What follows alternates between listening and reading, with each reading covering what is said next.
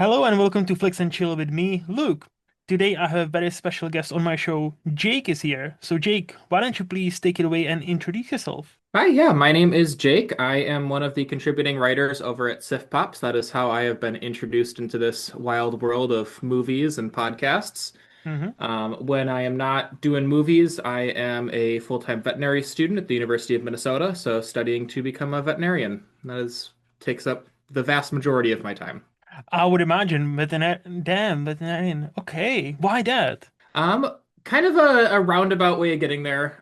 Ever Hmm. since I was like a really little kid, I knew I wanted to do something with animals. Hmm. And funny enough, I always kind of like strayed away from doing anything like medicine related. I just thought it would be a little bit too intense. I didn't think I could handle it. Hmm. So I never really even looked into it. I wanted to be a zookeeper pretty much up until I got to college, and then I met with some zookeepers and they talked me out of it. And then I just kind of bounced around a lot of different things out undergrad. Never really knew what I wanted to do. I Hmm. graduated, and then I just got a job at a vet clinic because it was whoever would hire me at the time. Hmm. And I just kind of instantly fell in love. I worked as a veterinary technician for 5 years and then started vet school a year and a half ago. Nice. What did the zookeeper say that they're like, you know what, let's not do that. Like, is the pay that shit or like what's happening there? The pay is pretty shit. The Okay. job market is really competitive and there aren't that many jobs available, so you kind of have to be pretty flexible about where you're willing to live. Hmm. And that's just more flexibility than I was willing to have at 19.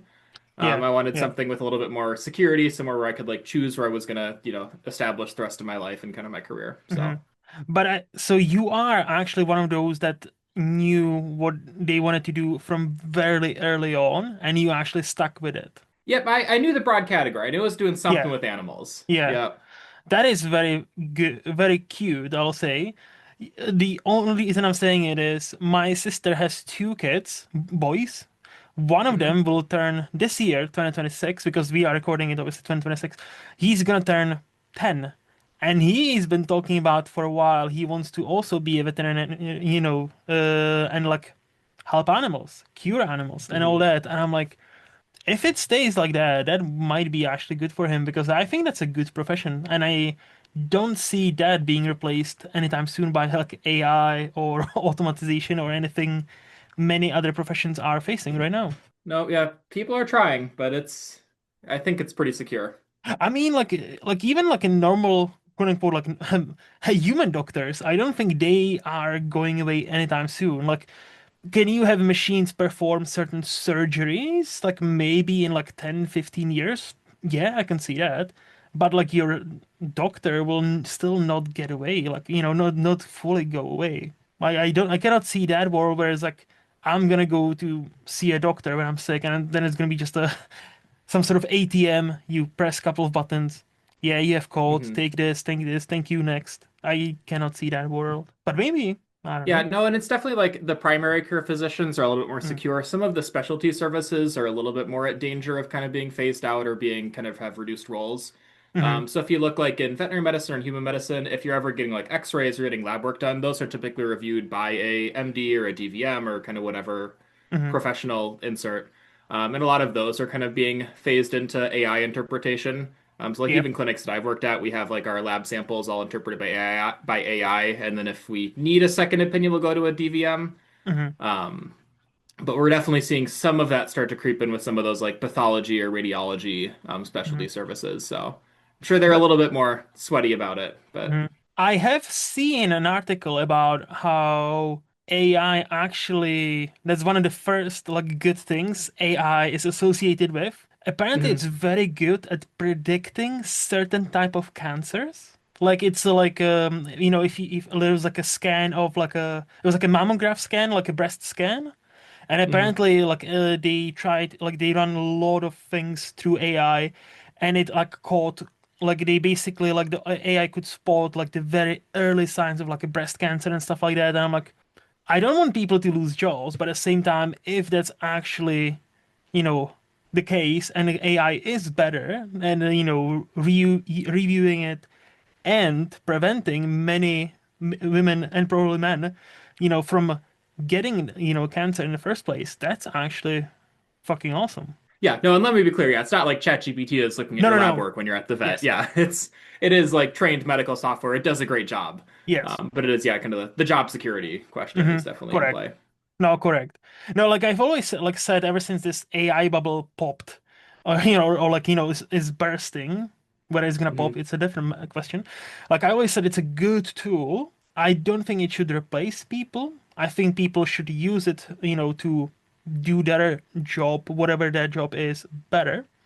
Hmm. And as a tool, not necessarily as a replacement for a person. So Exactly. that's my kind of stand on that. And yeah, ChatGPT, it's a totally different. It's a yeah. We're not talking about the engine that tells you to kill yourself or sniff a glue. That's Uh-huh. as it happened in the past. Yep. But yeah, so okay, so besides that, besides your obviously movies, you're a movie fan, and hence why you're here. But besides that, besides your vet background and about to be a vet, what makes Jake Jake? Do you have any other hobbies, or do you even have time for some other hobbies? I squeeze some in every now and then. Hmm. I am a big fan of trivia. I go to like bar trivia every week with a group of vet students. Hmm. We typically do pretty well there. We consistently place on the podium. We qualified for a big tournament last year, so that was our big kind of excitement of the year. Nice. So yeah, a lot of trivia. I am an avid baker. I love to bake. I'm especially a Mm, big cookie guy. I've been really working on perfecting my macarons the past few years. That's my big undertaking. And then last year I started working on bagels and kind of getting my bagel recipe really good. okay. Um, So what's the so yeah, those are secret? kind of my What is the um secret behind let's say good bagel in your eyes? good bagel, I'd say good quality ingredients is going to be the best thing. So getting good flour, Hmm. having a good like source of water for the bagel bath, Hmm. and then just having patience, not rushing things, letting them proof properly, Hmm. taking the time to like weigh out all of your ingredients, make sure everything is set.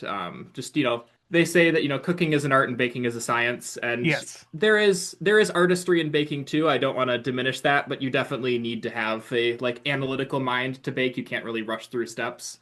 You need Yes. to measure things properly, take the Hmm. proper amount of time to do stuff, Hmm. Hmm. and really, really hone your craft. It's a skill. You have to practice it to get better. You're not going to make a great Hmm. batch your first time. Just keep No, trying and trying. yes, correct. And as you said, it's a science. Like it's like I think that's why I prefer cooking because like if you put a bit more salt or a bit more of the seasoning, it's not gonna ruin the dish. Whereas if you're baking something and you put a bit more flour or like an extra egg or something, suddenly it's Hmm. like, oh, this came out like looking like shit, and this tastes like shit. I'm not gonna Yep. bake ever again. Yeah, well, that's the thing with baking too, is you can't really taste as you go, because if you just eat Yep. your, dough, it's just gonna taste like dough. Yep. So you never really know how it turns out until you're finished. And at that point, you've sunk like 3 or 4 hours into baking Hmm. something, and if it tastes like shit, and it's kind of a waste of an afternoon. Yeah. What got you into baking? Um, I've always kind of passively enjoyed it. I baked a lot with my mom and my grandma when I was a little kid. Hmm. Nothing too crazy. We just make, like chocolate chip cookies or cakes. Hmm. Um, and then I've always been like a big sciencey kid. Hmm. So I think kind of falling in love with kind of just that like science aspect of baking. And like, I've done a lot of reading on just like, the different like chemical reactions, kind of what each ingredient is doing in there and kind of how they all play together, how they change throughout the baking process, how like different additions kind of mess things up. Hmm. And just learning a lot of like kind of the technique behind baking, Yeah. is what really got me into it. But yeah, otherwise, I'm also a big just fan of like, Christmas and the holiday season, and baking is such a big aspect of that. Hmm. So just getting all my like Christmas cookies together is a big part of the holiday season every year for me. So Hmm. getting to do that has been a lot of fun. Okay. So you done a lot of reading about baking as well. So is it fair to say you're that guy that gets like super granular about stuff he's into? Like you want to I really def understand it. Yes, no, I would definitely say that I have like an obsessive type personality, Hmm. where I will definitely get very into whatever it is that I'm doing. Hmm. That's worked very well for me as far as like school goes, because I can just get like sucked into a topic and sit and study for hours without really like losing my mind. Hmm. Um, but it can also make it a little bit difficult to get into new hobbies because I struggle with that like kind of beginning phase in every hobby where you just kind of suck at what you're doing. Yes. And I want to just like skip to the part where I'm good at it. Yeah. And so kind of trying new things can be a little bit tough just with that like personality feature of mine, I suppose. Yeah, no, I know that quite well. Like when you're trying something new and you're not immediately great, and it's like, oh, why am I so bad at this? Because yeah, like Yeah. he should be bad. Like most of the times you start something, it's gonna be tough. It's gonna be hard. You just need to stick with it. hmm Yeah, yeah. So, okay, your life on a line, some, like your baking can save you. What is that one thing you mastered so well, you can nail every single time? I have a great recipe that's been passed down to me from my great grandmother Hmm. for um we call them gingerbread cookies. They have more in common with like a Norwegian pepperkakor. Mm, They're not quite like a typical American gingerbread. But that's a great recipe. I actually entered it in a competition at the Minnesota State Fair. I'm from Minnesota. hmm. Um, and won fourth place out of like 60 entries. So That's feel good. pretty good about that recipe. Yeah, I make it every year for the holidays. It always gets rave reviews. That would definitely be my kind of number one cookie. Okay. Would you usually eat it with like milk? Um, with milk, with hot chocolate, I'll just eat them plain, buy Hmm. the dozen Hmm. out of the box, just sitting there munching on them while I watch a Christmas movie or something. Yeah, yeah. Um, but yeah, Okay. no, they go with anything. Nice, nice. So you mentioned Minnesota, so correct me if I'm wrong, that's a state, that's not a city, correct? Correct. That is a state in the Yeah, US.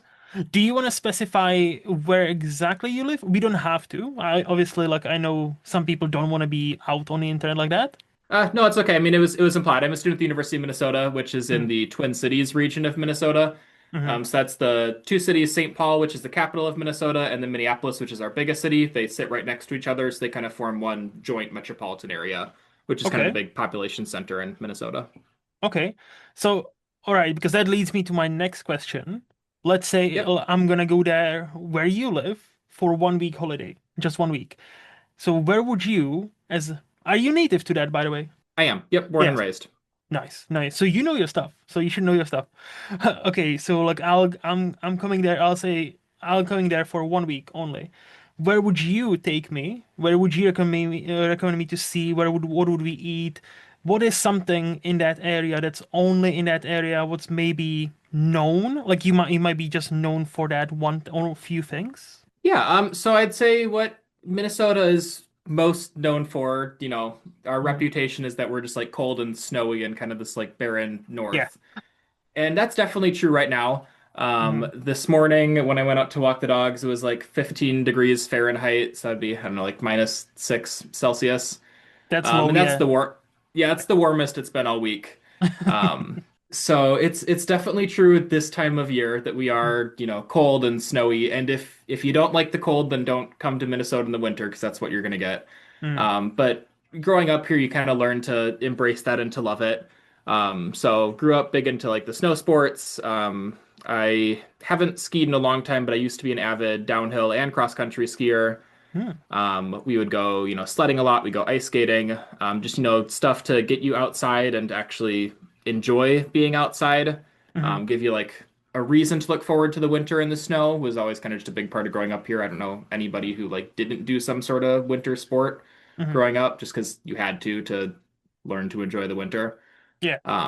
But for most people, I would say it's better to visit Minnesota in like the late summer to fall. That's kind of our best time of the year for us here. Very beautiful weather. We've got a lot of nice like fall colors on the trees, especially if you go up to like northern Minnesota. Hmm. We're obviously the land of 10,000 lakes. That is our kind of state motto. I believe they always talk about in tourism. I think it's true that if you add up all of the lakes, Minnesota has more shoreline than the state of California does. Okay. So we've got a lot of nice beaches on the lakes. We obviously don't have an ocean, but a Hmm. lot of kind of water sports stuff to do. And then the Twin Cities specifically has a really great art scene. So if you're into any of that, we have a huge theater scene. Another stat that we always heard growing up is that we have the second most theaters per capita outside of New York City. Mm. So a lot of good theaters to go to, a lot of little local playhouses. We get all of like the big Broadway shows on tour. We were the home of August Wilson, the playwright. Movie fans would best know him for like Fences or Ma Rainey's Black Bottom. He Hmm. spent about 15 years of his career writing for plays in Minnesota. And then obviously, as far as music goes, we're the home of Prince. Hmm. He was big at the First Avenue Theater in Minneapolis. That is where a lot of Purple Rain was filmed, and a lot of big kind of artists have come and played there. And then he also has his home at Paisley Park, which is just outside the Twin Cities, turned a museum since he passed. Bob Dylan's from here, Lizzo, kind of a lot of other big kind of Hmm. names. Hmm. So great art scene. Our food is nothing special. We're, you know, kind of bland Midwest American with a lot of like Northern European influences. So nothing too crazy on the food scene. It's been Hmm. getting better as we get kind of more like migrant and diverse communities moving into the cities. Hmm. So we've got a few kind of restaurant groups that are popping up, a few better restaurants that have opened in the past like 10, 15 years. But we do have a really good craft brewery scene. So if you're into like craft beers, a lot of great options here. Yeah, that sounds interesting. I wouldn't have guessed Minnesota, would have second highest like theater per capita besides New York. That definitely strikes me as, I don't know why does it strike me as odd, but that's fascinating because I would have Mhm. guessed like some place like Washington, maybe like St. Louis or something like that. Hmm. Yeah, and it may not be true. That's just something they talk about in the tourism ads. I see. But Well, something if that it's we in the always like, ads, if it's in the yep. ads, obviously they wouldn't have lied, right? Like, it must be true. No, that sounds good.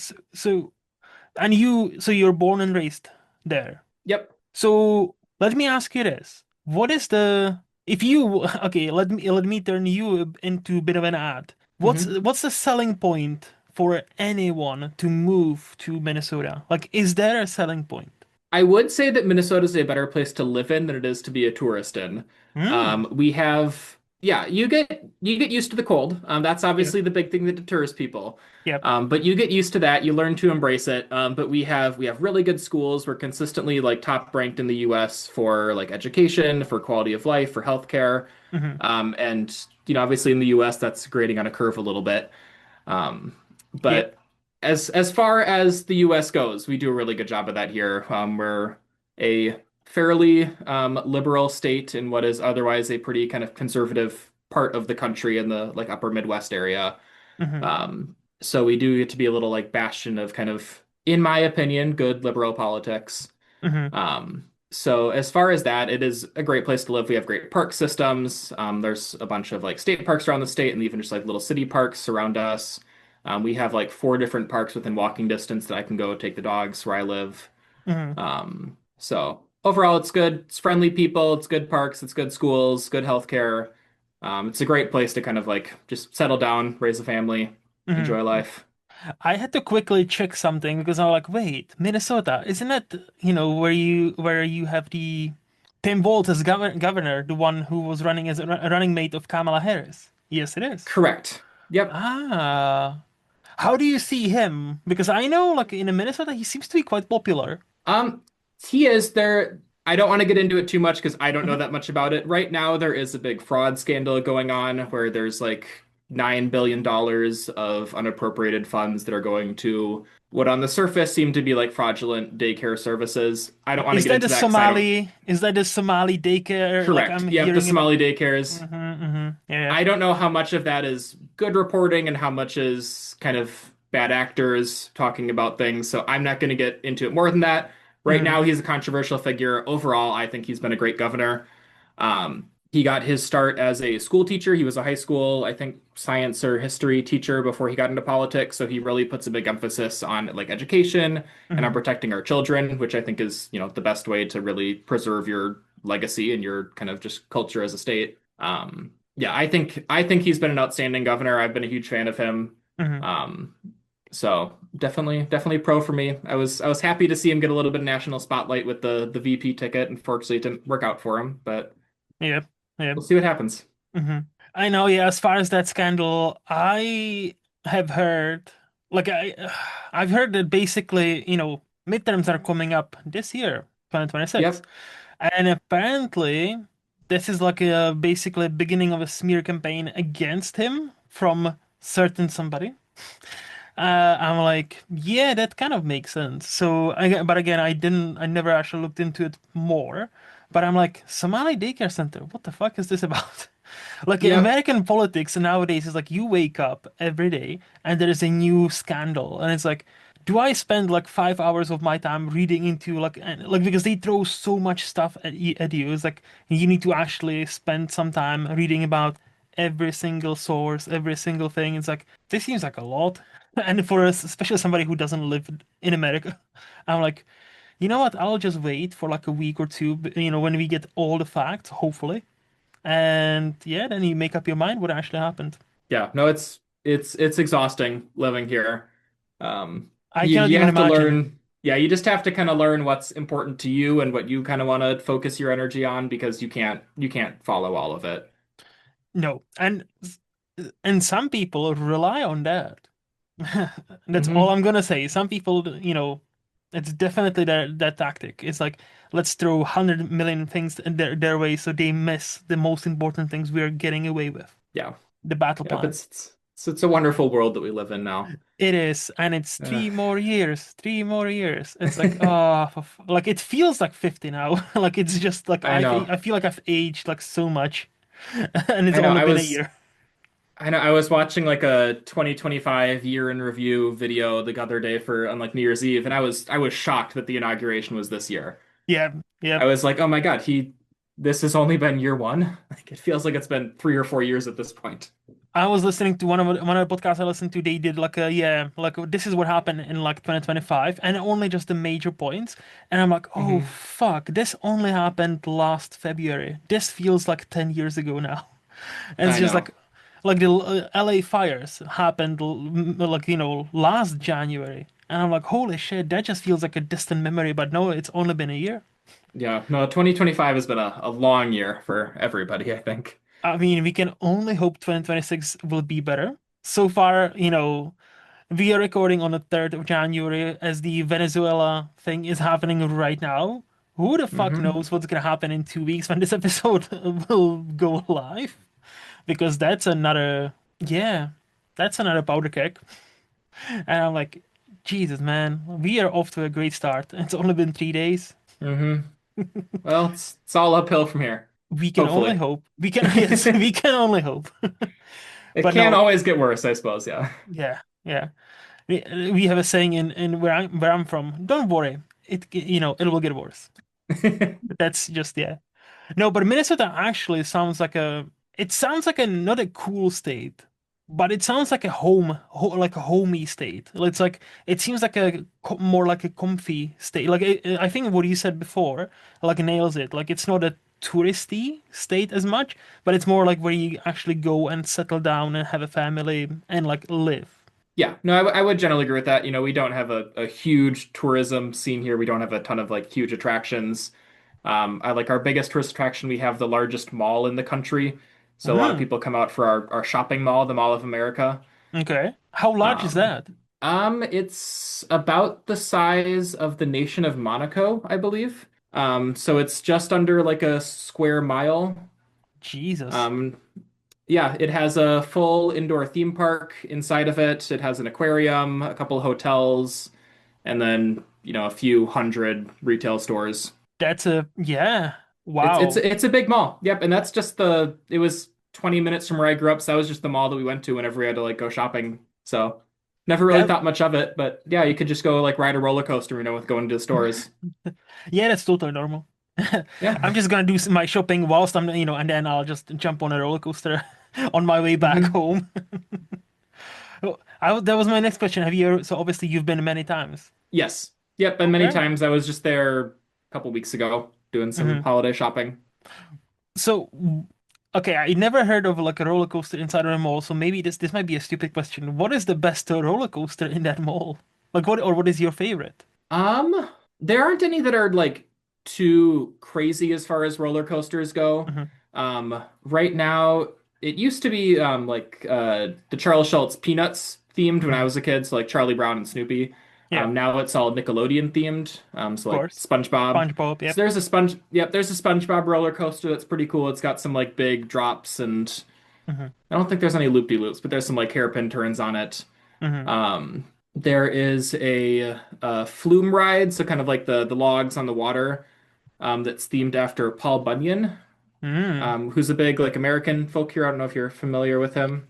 I've heard the name. If you asked me, do you know what he's done? I'm like, I don't know, but I've heard the name, Paul Bunyan. Yep, he's like a 50-foot tall lumberjack who is a big like folk legend around all different parts of the Midwest. A lot of different kind of states claim him as Hmm. theirs, Minnesota being one of those. There's a ton of like statues of him and his companion Babe the Blue Ox, who is like a 50-foot tall ox who's bright blue. And there's all sorts of legends that like he created all of the lakes in Minnesota with Hmm. his like footprints and he carved the rivers with his axe and just big like kind of old settler folk legend. But yeah, there's a flume ride that's themed around him that was one of my favorites when I was a little kid. Hmm. And then just a few just kind of like generic roller coasters that kind of ride around the place. I do like how in that legend there's a 50-foot guy and his ox is the same, is the same height as him. Because usually you would imagine the ox would be slightly smaller than the guy. I feel like he is probably a little bit short. I guess when you look at the statues, it's been a while since I've heard the legends.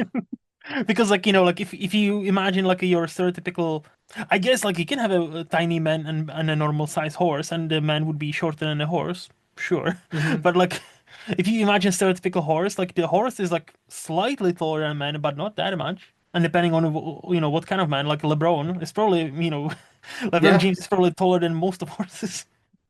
Or most of NBA players is like, they're fucking beasts. So like, Uh-huh. but no, okay, that's an interesting legend.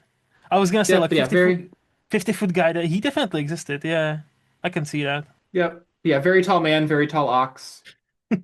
And they built the lakes and basically the state. Yep. Yeah, they carved the geography of the state as kind of our legend around him. And I think Hmm. a lot of other states claim him as their kind of icon as well. And so I don't know, So a lot of how many controversy states? apparently. So how many states claim him as his? So Minnesota. Minnesota, I know a few around the Midwest, so like Wisconsin and Michigan, I think have their own legends. And then I know Hmm. like the kind of northeast US, so like Maine and New Hampshire, I think also have their own like Paul Bunyan legends. Hmm. I don't know exactly how many and which ones, but I know it's quite a few who all Hmm. claim to be the origin of Paul Bunyan. I feel like there should be some sort of like a lumberjack competition between those states, and whoever does the best, that will be the ultimate state of, Paul Bunyan. Like, I don't Hmm. think there's any other reasonable way to, to actually decide that. Yep. And we do have lumberjack competitions here in the US. They're a Well, lot of fun to watch. Yeah. exactly. That's what I'm saying. Like, I know they exist, so might as well Yep. make it the official. Like, like, hey, this is the official Paul Bunyan one. The only problem is, how do you establish which one is the official one? I don't know. How? Yeah, they have a lumberjack world championships that's in Wisconsin every year. I went there Hmm, 15 years ago when I was a kid. okay. Um, so maybe that one can like take the title of whoever wins there can be Paul Bunyan for the year. That's an official title. You win the Yeah. championship, you become Paul Bunyan for a year. Okay, that'll be kind of fun. Hmm. But no, Minnesota sounds pretty cool. Like again, like homey. Like I like the more you describe it, the more I'm like, I see what you mean. I see what you mean by like it's not a touristy state. It's more like you go there and live there state. Yeah. That's No, it's not gonna make anybody's like top 10 list for best like cities in the US to ever come hmm. visit, Hmm. but it's a great place to like live to or to kind of settle down. Yeah, yeah. Well, I think with that we can move to the this or that game where I'll give you two options and you'll tell me which one Okay. would you prefer and why. Okay. So Jake, iOS or Android? I have been an iOS user for, I don't know, 12, 15 years. So my answer is iOS, but I don't have any like particular brand loyalty to Apple. Hmm. I don't use like any of their computers or MacBooks. I just have the phone and an Apple Watch. Hmm. And at this point, it's just kind of out of convenience, just because that's what everybody has here in the US at least. Yeah. So iOS, but a soft iOS.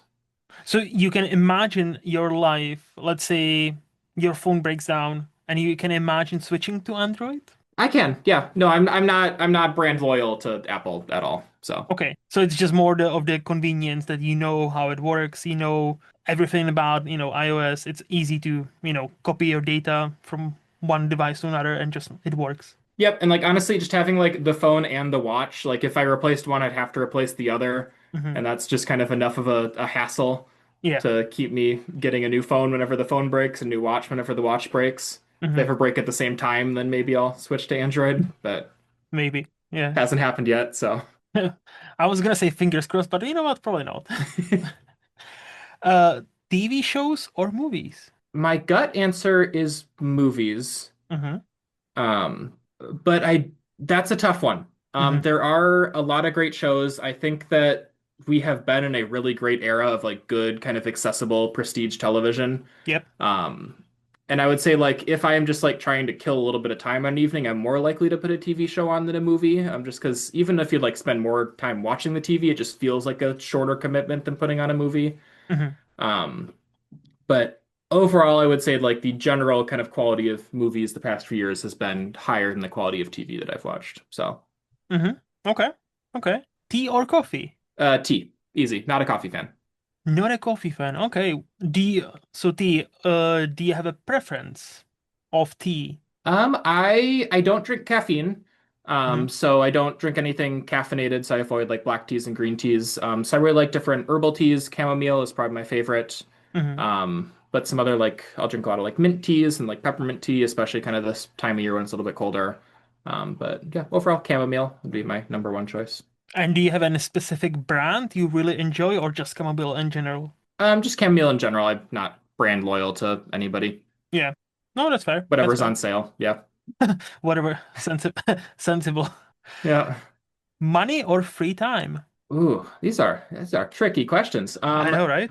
Since I've been in school, I would say free time. Mm. Because as a full-time professional student, I don't have either money or free time. Yep. And I find that it's the free time that I miss more than the money. And what's the point of a lot of money if you don't have any free time to use it with? So, Hmm. So free time. free time. Okay. Okay. Honesty or other people's feelings? I would, my gut answer is other people's feelings. Hmm. Hmm. It's I don't feel like it's that hard to just be a like kind person to other people. Hmm. I think that everyone's kind of goal here on this earth to just be to like make other people's life better. Hmm. Um, and if that means kind of telling little white lies to keep people happy, then I don't think that's necessarily that big of an issue.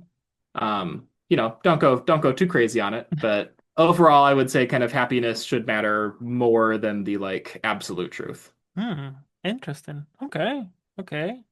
Given from, since you're from Minnesota and you've touched on obviously winter and all that, so I'm really curious about your next answer. Summer or winter? Winter. So you are one of Um, those who prefer winter.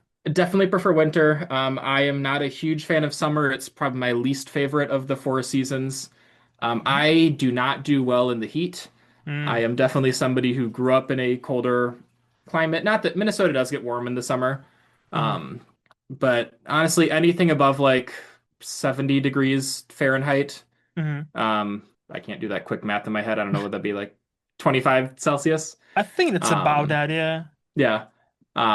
Anything above that, and I'm starting to feel uncomfortable. And like in the Mhm. winter, you can always add on more layers and get a thicker jacket and be comfortable. In the summer, you can only take off so much and have it be socially acceptable outside. Yes. So yes, definitely winter over summer. Okay, but a quick question. So you say you prefer winter, but do you actually go on like let's say walks in the winter, or do you prefer winter being cozy at your place? I have two dogs, so I am forced to go on walks twice a day with them just to kind of Hmm. take them outside. So I Hmm. do end up outside probably a little bit more than I would like in the winter. Um, when it depends. There are some days where it is like physically not safe to be outside because it is Hmm. so cold here in Minnesota. Yeah. I don't go on walks then. But when it's a little bit warmer, I definitely will kind of go outside, go for walks. Like I said, grew up going skiing, going ice skating. Hmm. Hmm. So I do still get outside in the winter. Okay. Because I know some people prefer winter, but they always have the caveat of, yeah, because I can stay home and be cozy and all that. And so it's like, so you don't prefer winter. You prefer snow as long as you don't have to go into the snow and like shovel the snow and shovel your like driveway or whatever. Hmm. I'm like, yeah, okay. Hmm. Probably the most important question of all, ninjas or pirates? Pirates. Just going on Hmm. pure gut instinct. Don't have a particular reason for that. I think it's what I gravitated to a little bit more when I was a kid. Okay, that's Maybe, fair. I don't know. The Pirates of the Caribbean movies came out when I was young, so Yes, probably that's impacting that a little bit. It's and been a while since there's been any good ninja movies. that is true. That is very true.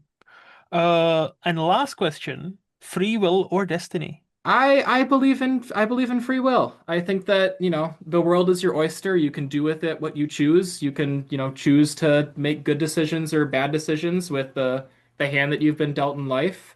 Hmm. You may not necessarily get to choose the cards, but you get to choose how you want to play them. Interesting. So you fully in free will. I would say, yeah, I'd say I'm pretty fully in free will. Okay. There is obviously, you know, some stuff that is kind of predestined. You can't choose where you were born or the family that you kind of were born Yep. into. Hmm. So I guess in that place there is a little bit of kind of, predestination, Hmm. but I think kind of, from time zero, kind of what you do is stuff that you have autonomy over. Hmm. Okay. That inter very interesting, really. Because I have many Americans here on the podcast, and usually, like I would say, a good 80%, they say mix of both. And I'm always been fascinated with that. So like you're one of the few that's chosen one or the other, like 100%. Hmm. So that's okay. Always I'm just fascinated, like with this question, which, what that person picks and why they pick it. So like it always gives me something to think about. Okay. Yeah, no, and I think so much that is cultural too. Yeah. So Yeah. especially with like free will versus destination, Yes. Yes. very much baked into like religious upbringing and kind of cultural values. So Hmm. Correct. Yeah. Well, before we move to the flex part of this podcast, do you have any hot takes or controversial opinions you would like to share with us? I've got a few. I've got a few that Hmm. I came up with. Oh, he came prepared. Let's So go. I did. I came prepared. I thought of a couple things. So one that we've kind of touched on a little bit in our earlier conversation is that I feel very strongly about like generative AI, Hmm. and ChatGPT and Midjourney and any of those programs. And I would say that I think they are like a blight on our society and one of kind of the worst things that we've come up with in the past 5 years. Hmm. I think it is going to completely ruin the education of a like whole generation of children because I think a lot of kids are going to learn to use these as crutches and not like properly learn to read or to write or to like think critically or to analyze the world. And I don't think we're going to understand the impact that that's had for another probably 10, 15 years until some of these kids grow up and are forced to face a world that they're not prepared for.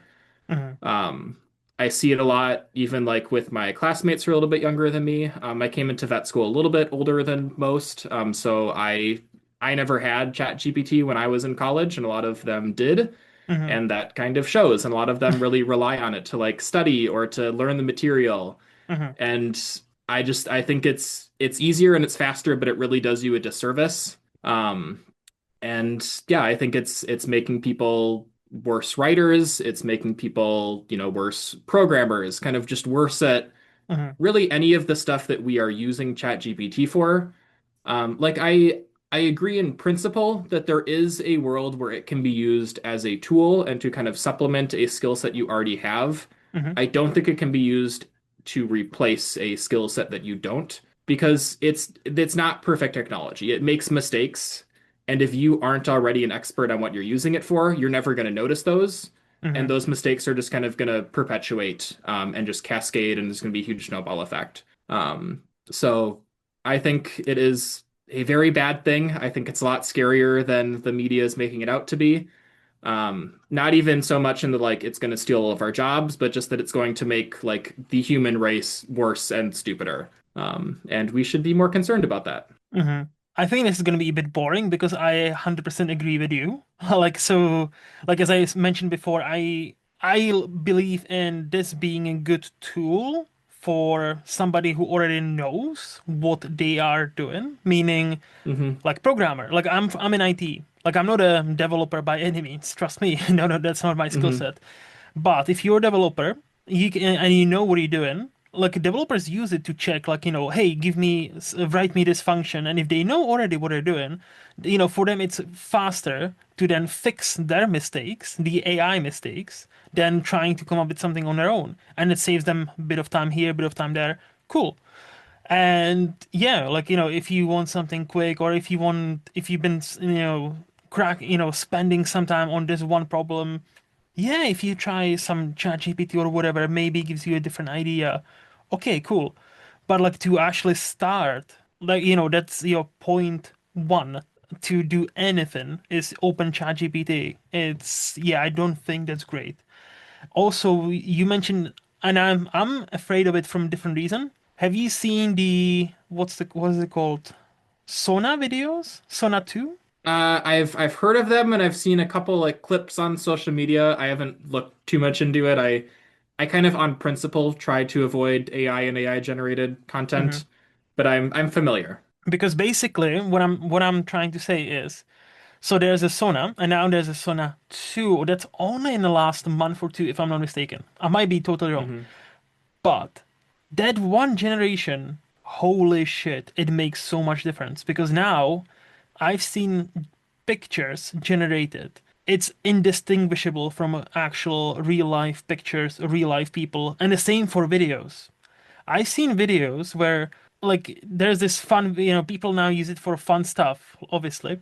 Like where it's like a cat playing bunch of tools on this like veranda, and like it's Hmm. it's being recorded, quote unquote, as like with like a ring camera, like a doorbell camera. The way Hmm. it imitates the camera quality, the audio camera quality, the like honestly, if it wasn't for the cat doing the most ridiculous shit, you wouldn't have known that's an AI. Same with the pictures.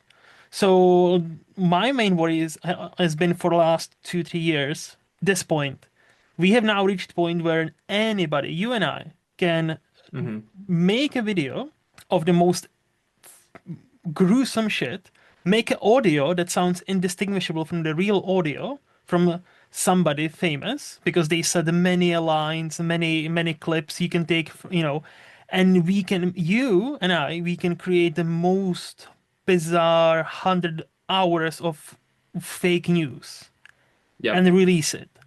And it's gonna be indistinguishable from the actual real life stuff.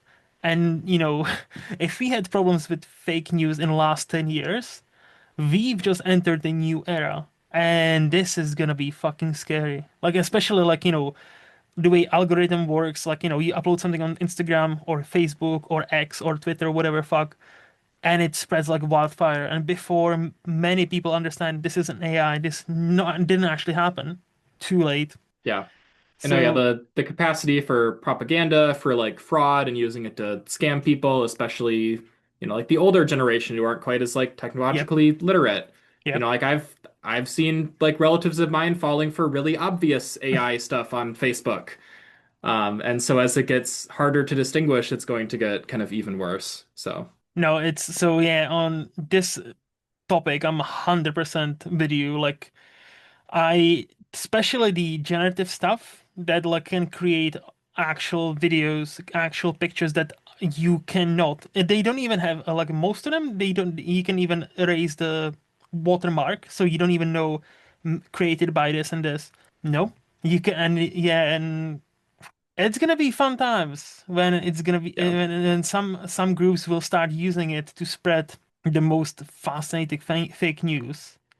It's yeah, we've entered a new era where it's like, what is real life? Like Yeah. genuinely, what is real life? And it's gonna be fucking scary. Yeah, no, and honestly, that's why it's important to have like art and to have movies Hmm. and to have kind of Hmm. forums like this where we can like discuss things and just Hmm. learn kind of media literacy and how to critically evaluate. Yes. And I think, like obviously Sif Pop is a pretty small fish in a very big sea of kind of this kind of stuff, but just having like venues like this, I think is so important, especially with where things are going in society. No, 100%. Like, and I think this is why, like, many people have started to form communities again. So, like, Yeah. I've noticed like a trend where apparently many young Americans are turning more religious, which is kind of like at first I was like, really? That's kind of weird. And then when you when you see it in a vacuum, it's weird. But when you put it in a context after COVID, after everything, and I'm like, kind of makes sense. Many connections have been lost. Many communities have been like taken apart.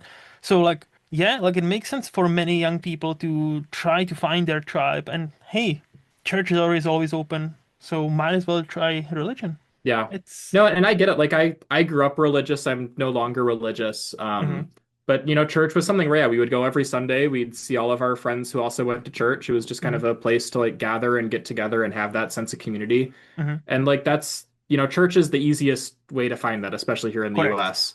correct. And there isn't really a good kind of alternative to that. And like, God, I was even talking with my wife the other day. We don't have kids right now. We're, thinking about it in the next 5, 10 years.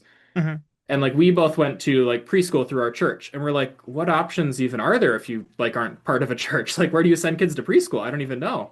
hmm Just because it's just, especially in the US, kind of just so baked into our culture and our society that that's just like, it's an institution you belong to. And those are like resources that people just kind of assume that you have. So. Mm. I didn't know that preschools are linked with churches. Oh. A lot are they're either that or they're like super expensive private preschools where you're paying like college level tuition for your 4-year-old to learn how to read and write. Mm. Um, I'm sure there are other options. I'm sure. I hope we just haven't ever had to think about it. Yeah, yeah. No, like having children in this economy, it's not a smart decision. No, that's where we're in no rush. Yes, I totally understand that. So Yeah. you mentioned you have few. So which one is the next one? So I've got a couple that are kind of veterinary and animal related. Okay. The first is a pretty quick one. I don't think there is any such thing as a like quote unquote starter pet, and I don't think it's ever a good idea to just get your kid a pet to teach them responsibility. hmm There are no pets that are like truly just like easy or like no maintenance to care for. Everything does require more effort than most people put into it.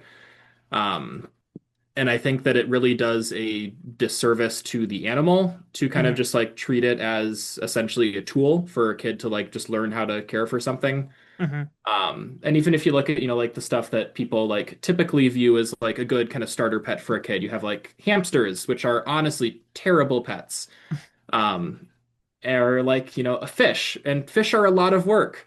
Oh yeah. Like we have an aquarium in my office and we set it up over the spring and it took like 2 months for us to get it like properly kind of cycled and set up before we could even add fish to it.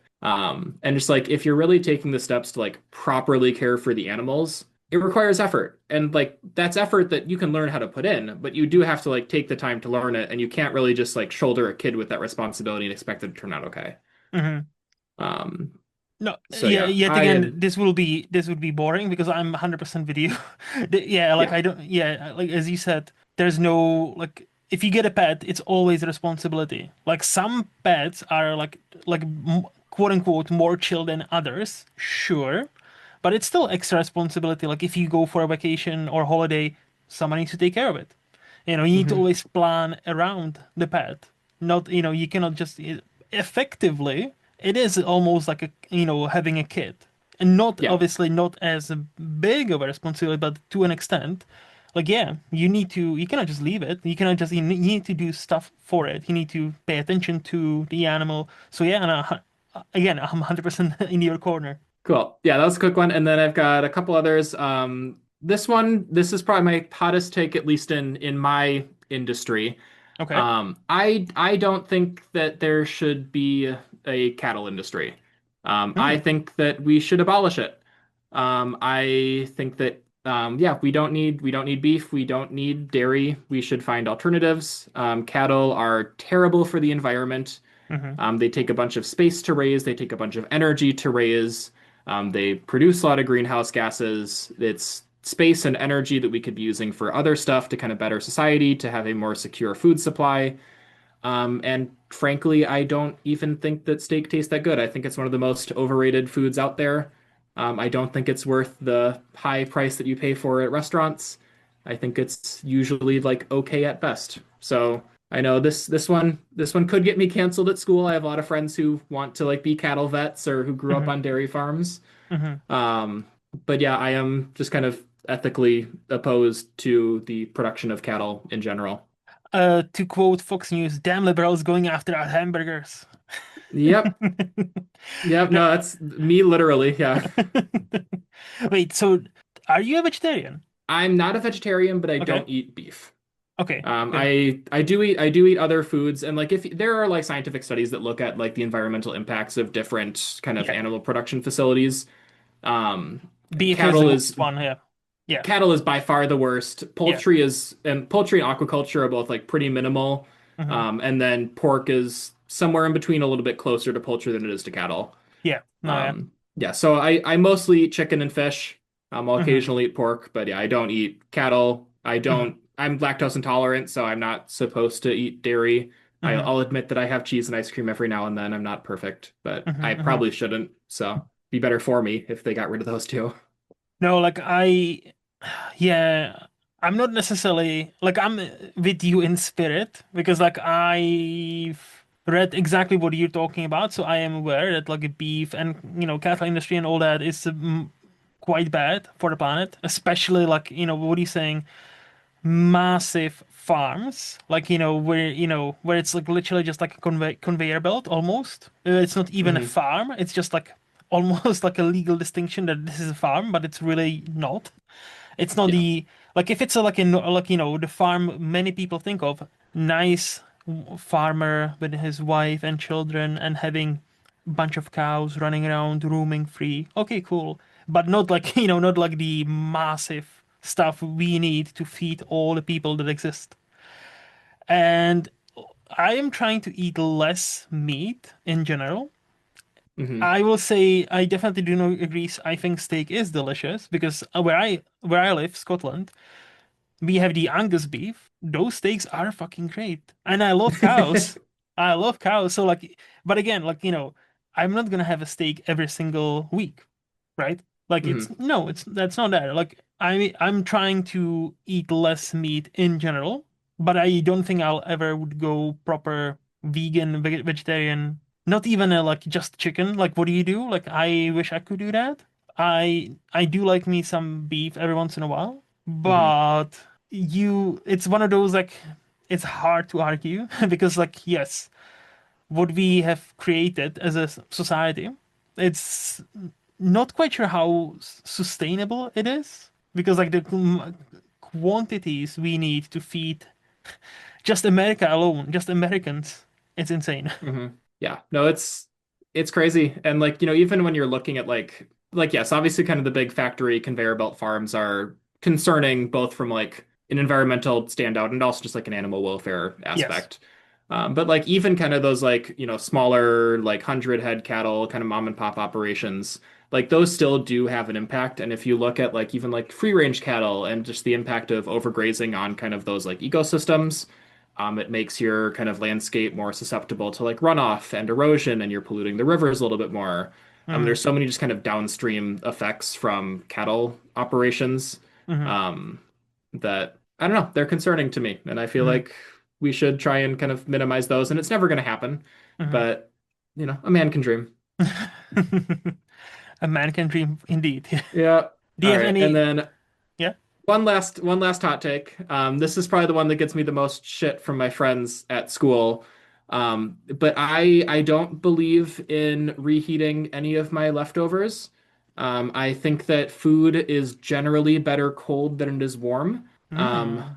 there is not, with the exception of like soups that are supposed to be served hot, there isn't any food that I ever like reheat if I'm going to be eating it cold or a second day. So like I love cold pizza, I love cold pasta, um, Hmm. cold rice, cold chicken. I will eat anything cold. There is very little that I ever throw in a microwave. Um, Fascinating. I see what you mean. So okay. I with this take, I'm kind of 50-50 because I'm one of those people who don't need everything boiling hot. I prefer actually if it's kind of lukewarm. Huh, because my name is Luke. Get it? No. No, but I genuinely like no, I prefer like, I don't need it piping hot. Like I no, if it's slightly, if it's genuinely like lukewarm, it's like, perfect. Great. And when it comes to reheating, I cannot like when he said pizza, I was like, yeah, I can see it, I can see it. And then he said pasta, I'm like, hmm. you kind of lost me there a bit because like especially a certain kind of pasta when it's already like binded with sauce, right? Hmm. That microwave, or even if you put it on a pan for a few minutes, that just wakes it up a bit. Where it's like there's nothing, especially if it's something like spaghetti or something like that. Those are just chunks. Those are just chunks of flour binded with tomato sauce. And I'm like, that's not enjoyable. Like I'll give you certain meals like pizza. I'll give you like obviously like salads, stuff that doesn't have to be microwaved. Obviously, but like some, yeah, like some soups I can take cold, don't mind. Some meats, sure, but especially the pasta, like that would kind of. Hmm. How do you Yep, eat no, cold pasta? I open the Tupperware and I grab a fork and I eat it. I don't know. And it is a different kind of like culinary experience than having it warm. That And is definitely I think in yes. a way I enjoy that because you get a little bit of more of that like kind of congealed texture depending on like what type of pasta it is. The noodles have like a different taste and different kind of mouthfeel when they're cold compared to when they're warm, a little bit more of like a chew.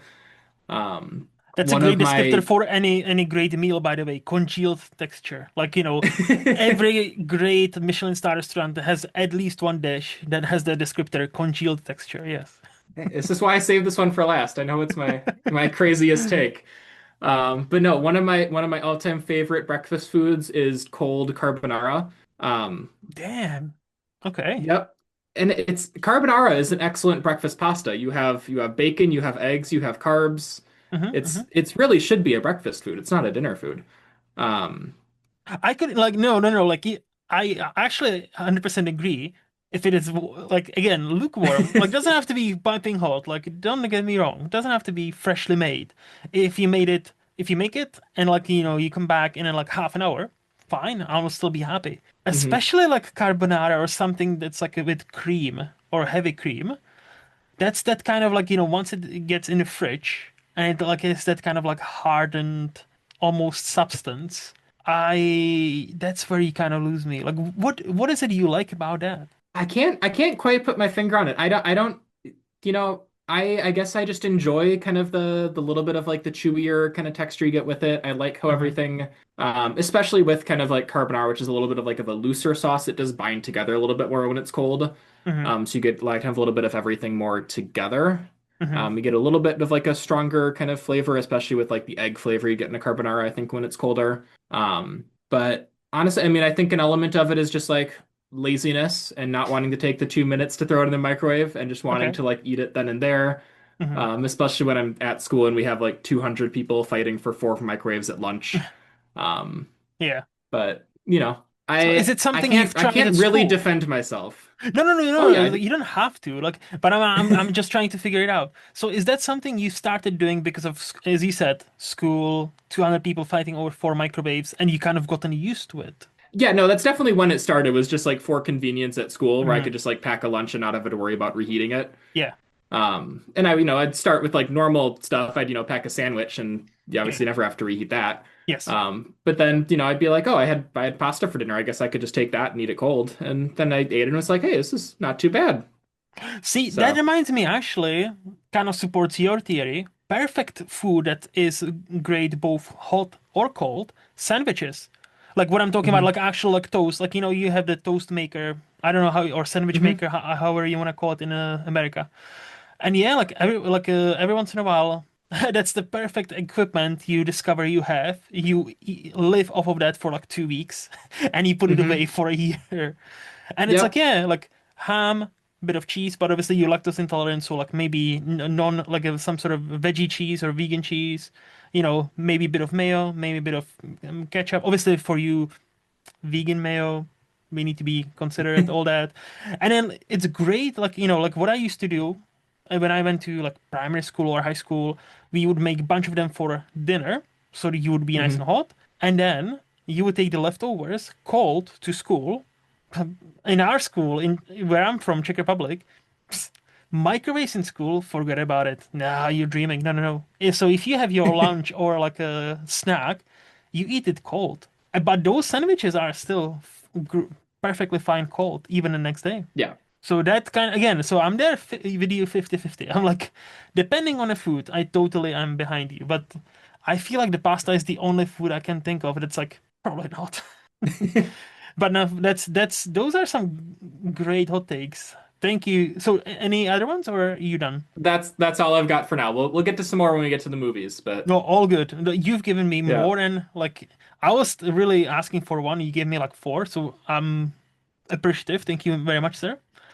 So Mhm. I think now we can move to the flex part of this podcast, where I'll ask you, Jake, what is the new or the last new movie you would rate 5 out of 5? So anything 2020s. Yeah, so I guess first, just a slight disclaimer. I guess if Hmm. you were to actually look at my Letterboxd, I am very, very particular with what I will give a 5-star rating to. Okay.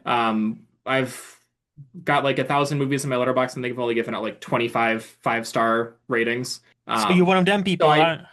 See. I hold the 5-star very sacred. I give it a lot of 4.5s, but I Hmm. do hold the 5-star to be pretty special. Okay. So I don't. So for the purpose of this exercise, I included a couple that I think were very close to 5-star. Just so I'm not talking about movies that I saw like 3 years ago. Hmm. So for the new movie, I have it at 4.5, but it was very close to a 5. I have Sentimental Value. Oh, the latest. Um, Yeah, yeah, yeah. yep, yep, So without Joachim spoilers, Trier's. yeah, without spoilers, I haven't seen it, but I finally it's playing Okay. in the cinemas here, so I might get to see it at some point. Without spoilers, first, why did you like it? And second, what stopped you from giving it the full 5 star? Yeah, so I think it is one of the best kind of character pieces that we've had all year. Hmm. The kind of central 4 to 5 performances are all outstanding. Hmm. So you've got kind of the main four roles. You have Stellan Skarsgård, Renate Reinsve, Inga Ibsdottir Liljeas, and Elle Fanning. Hmm. All four of them are incredible in their roles. They're all very different characters, and they inhabit those really well. They all feel like just kind of like real lived-in characters. And I don't remember exactly what I did for my like 10 best performances of the year on the Sifties. But all four of them were like in consideration for that for me. Hmm. And just overall, it's this really interesting kind of just look at generational trauma and how kind of different people process trauma and how we kind of just use the arts and artistic expression kind of as a means to do that. Hmm. And just really well written, really well made, really well acted. Overall, great film. I watched on like the 8-inch screen on a Delta flight a couple weeks ago because they had it on the like Delta streaming service.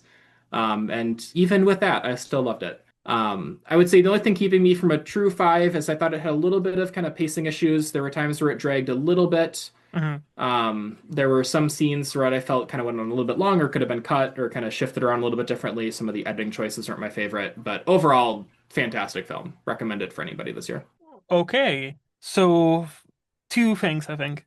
So first, so are you one of those people who like if it's like a 1 minute of like 2 hour movie bothers you, like that's why it's 4.5. Are you one of those that's like very nitpicky about movies? To me, a 5-star movie has to be perfect that I like can't complain about. So yeah, 5-star movies are like perfect films. I understand that, but isn't it like a bit tiring, like in a way to chase perfection when it doesn't exist? I think it can exist though. I think there are, and I'll talk about some. There are some films on here that I Oh, do okay, think are like true okay, 5 stars. okay, So I okay. don't think it's impossible. I think it can exist. I think it's good for kind of artists to try and chase perfection. Hmm. You may never get there, and there's no shame in being a 4.5-star film. That's Hmm. still Hmm. very Yeah. high praise in my opinion. But Okay.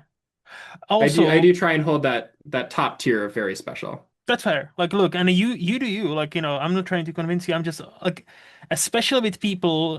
There, I know there are several from Sift Pop that are exactly in your camp, and I'm like, I always like kind of mesmerized how some of them hold that like ultimate 5 out of 5 rating is like something that's like so precious. And I always wondered about that because I'm definitely not that person. But to my other point, is the sentimental value movie that's like for 8-inch plain screen? Because like what I'm saying is I'm not well, I was gonna say I'm not judging, but I am kind of. And but hear me out. Hear me out. I've been like last year, I've done a lot of traveling, like I think the most in my life. So I've been on many planes with many screens, Hmm. and I always seen like, oh, this movie's supposed to be fucking great. But to me, there is a distinct in like there's a like as you're precious about your 5 stars, I'm precious about movies in general. And to me, there are Yes. some movies that are not airplane movies. Like there was a I cannot remember. Oh yeah, one of the movies had a movie. Uh, no, sorry, one of the planes. Sorry, English. One of the planes had a movie from like 2 years ago. I think it's called like Gigi or something that's supposed to be excellent. Like there's a like this like a small indie kind of movie that was getting some love from Hmm. 2024, I think, and it's not streaming anywhere here in the UK. And I saw it and I was like, oh, I would love to see it. But I'm like, but I feel like that's the kind of movie I really want to see in a comfort of my home and on my nice 4K TV with my decent enough audio system, not on a Hmm. airplane. So I guess my point is, do you have that distinction between like, as if you're chasing for perfection, what's the like, how aren't you setting some movies for a failure if you watch them on an 8-inch screen on a plane? I I completely agree with you. No, it is not Sentimental Value's fault that I watched it on an Hmm. airplane. And I try not to hold that against it. I do Yeah. admit, like I do want to watch it again on like my Hmm. proper TV and Yeah. with like the proper setup, and maybe it will go up to 5 stars there. Hmm. As far as plane movies go, I think it is one that is perfectly fine to watch on a plane. It's a Hmm. kind of character-driven drama. You Yeah. get there's not too much reliance on like good visuals or great sound quality. You still get the full impact of the performances, even if it's on a tinier screen with Hmm. like crappy headphones. But yes, no, I agree with the principle. Hmm. I remember a few years back I tried to watch Batman v Superman on a plane, which like on its own still is not a great movie, but had like none of the value that it does have just watching it on that tiny screen. It bored me to tears because I could barely see any of the action that was going on. So, still And not a even great movie, but definitely was taken down a few pegs because of that experience. and I was gonna say, like, I don't think. Wait, is that Batman? Is that the one that there's the kick-ass fight in towards the end where Batman actually beats up a lot of guys? Is that a movie? Yes, I think it's like in the middle of the movie, but I believe that's the one where, yeah, it's like the warehouse fight Yeah, scene the with warehouse. Batman. Yeah, yeah. So okay, Yep. I was okay. I was almost gonna say like this one with the quality of the movie, like you might know, but that fight is actually pretty fucking awesome. It's a great fight, and it's also pretty dark, and you do not see the darks on an airplane No. screen. So, And like, um, and the line, "Why did you say her name? Martha," needs to be enjoyed at the comfort of your home or cinema. Because I remember watching exactly. that shit in a cinema, not knowing that was coming. And let me tell you, when that scene happened, I was like, wait, what? Do they seriously resolve this fucking conflict like this? And they did, and I'm like, that was one of the first time like like a one decision took me out of the entire movie. That was like probably the first time ever I was like so taken out of the fucking moment because up until Hmm. that moment I was like I'm kind of vibing with this. I'm like like yeah, the Lex Luthor is kind of yeah all over the place. Like Jesse Eisenberg is a choice for that. It's like a bit of like hey moments. I was like okay, and then that moment Hmm. happened. I was like holy fucking shit, really? And then I was like, ah, okay, cool, cool. Hmm. But no, yeah. So I just Yeah. wanted to pick your brain because, like, chasing for perfection and then watching a drama like that on a plane, that it seems counterproductive. Yeah, no, it's definitely not the movie's fault. I try, Hmm. I'm human, I'm not perfect. I try Oh and yeah. account for that when I'm like thinking about it. And I do again want to watch it again, but Hmm. also if you're on a flight, may as well watch a movie. So No, not gonna and not gonna avoid watching good movies when I'm on a flight. So I've been on like 12-hour flights where I managed to watch 3, 4 movies. So like I'm right there yeah. with you. But I'm usually watching these like quote unquote the dumb comedies where it's like it's a Hmm. comedy. Like like to me like Flight is for a animated movies like Despicable Me 3 or 4, great. Yeah.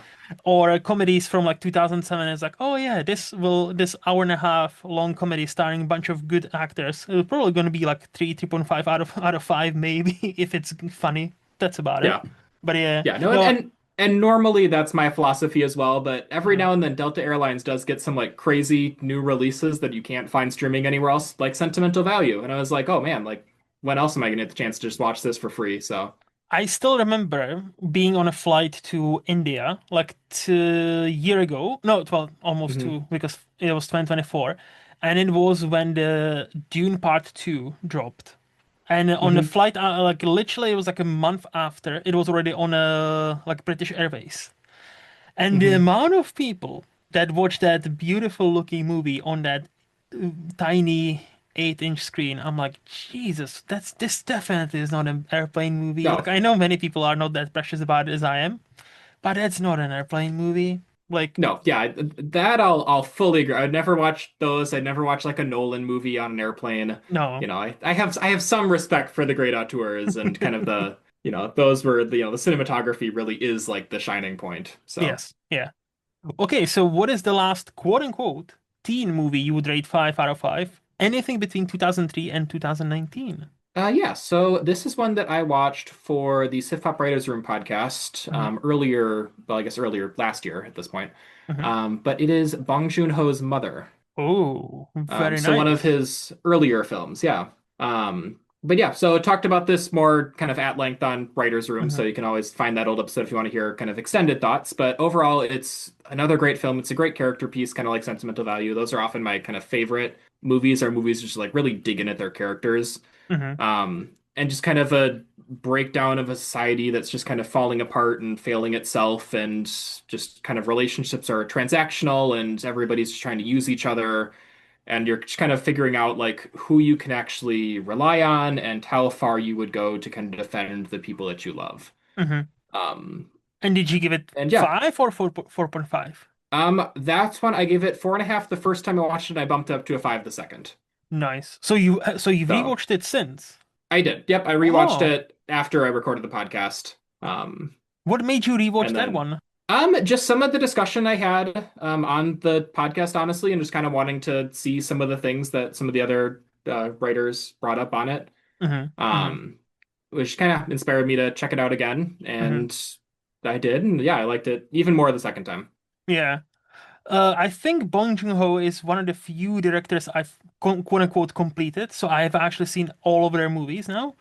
And like Mother Hmm. is definitely up there. Like it's the only thing is I need to rewatch that and I need to rewatch Memories of Murder. Because I remember like that was a movie I watched only once and I Hmm. don't think I fully and it was like now it must be over a decade. So I don't think I fully appreciated it at the time. So that's definitely one of them I need to rewatch.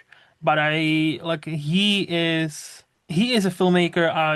I'm in his corner for no matter what he does next. Like even Mickey Hmm. 17, not his best movie, but I still thought it's a interesting movie. I thought it was a great movie. I know it wasn't received that well, but like hey, it's hard to follow up something like Parasite that breaks all Yeah. the all the history and historical records on at the Oscars. So it would all that follow up was always going to be let down no matter what. So and Yeah. now I wonder I am keen on seeing what he comes up with next.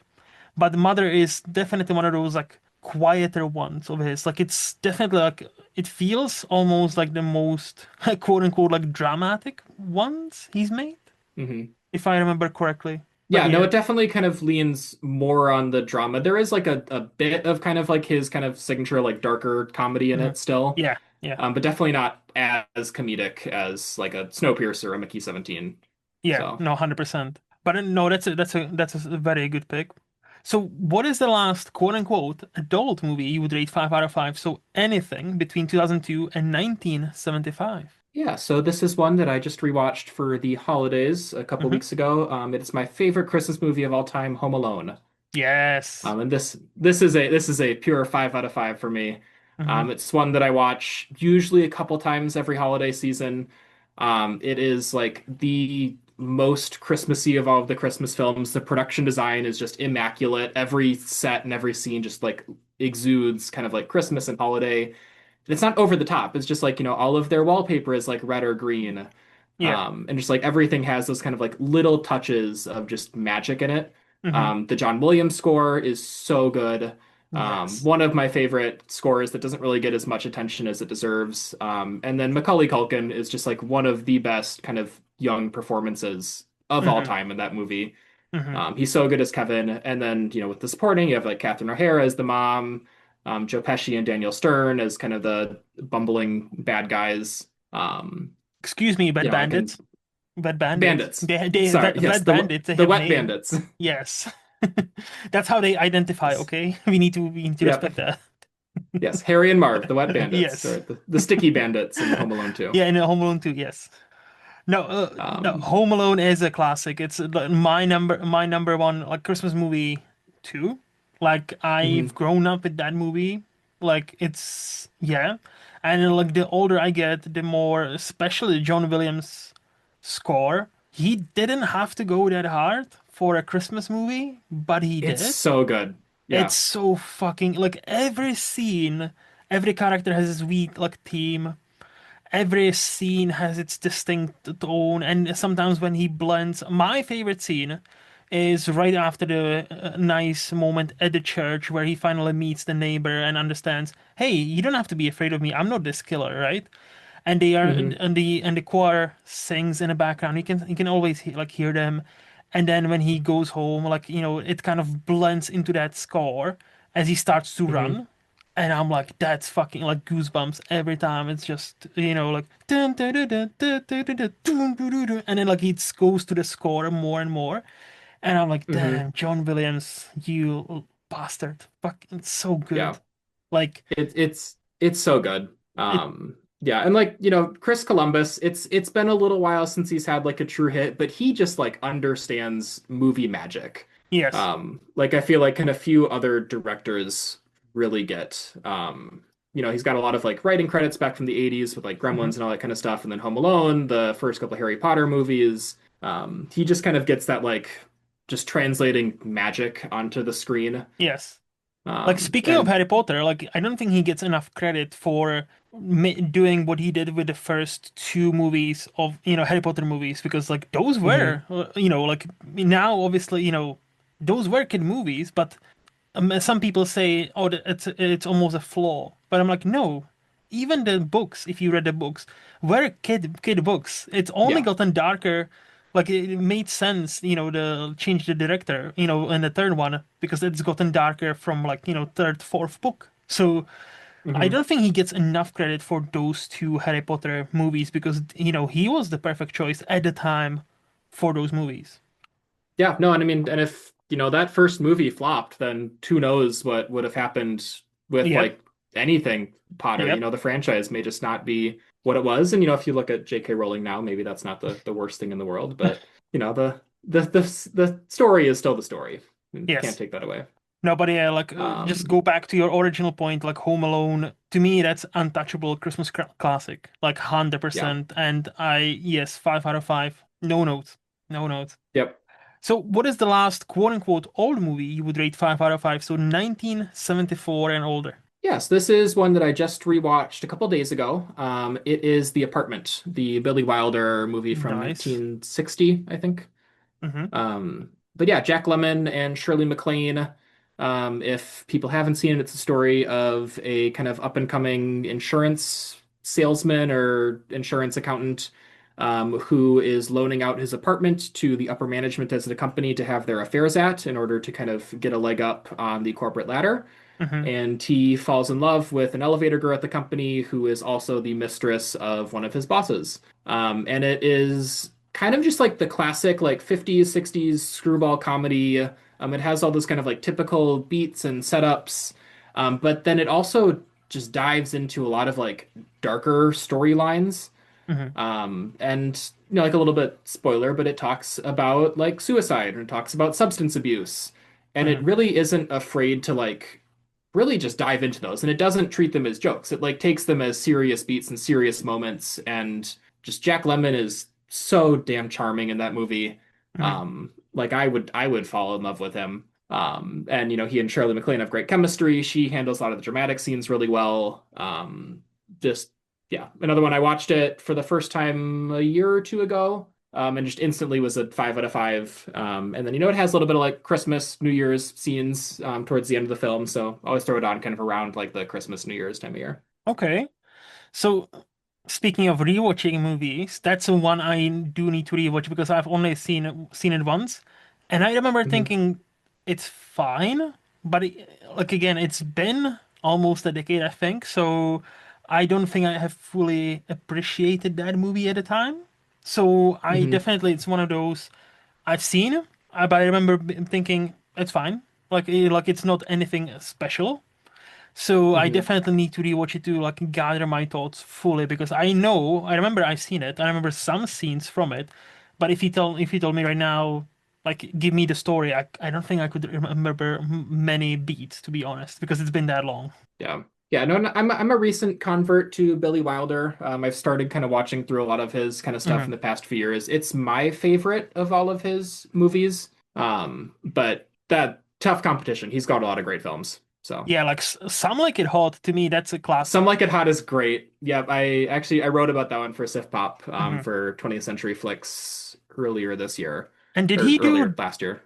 did he do Double Indemnity as well? Yep, Double Yes. Indemnity, Sunset Boulevard. See, that's the thing, yeah. Like those to me, so those three we just mentioned, those are for me easy 5 out of 5s. And I have rewatched, obviously, Some Like It Hot, like I've seen one more time. It still holds up.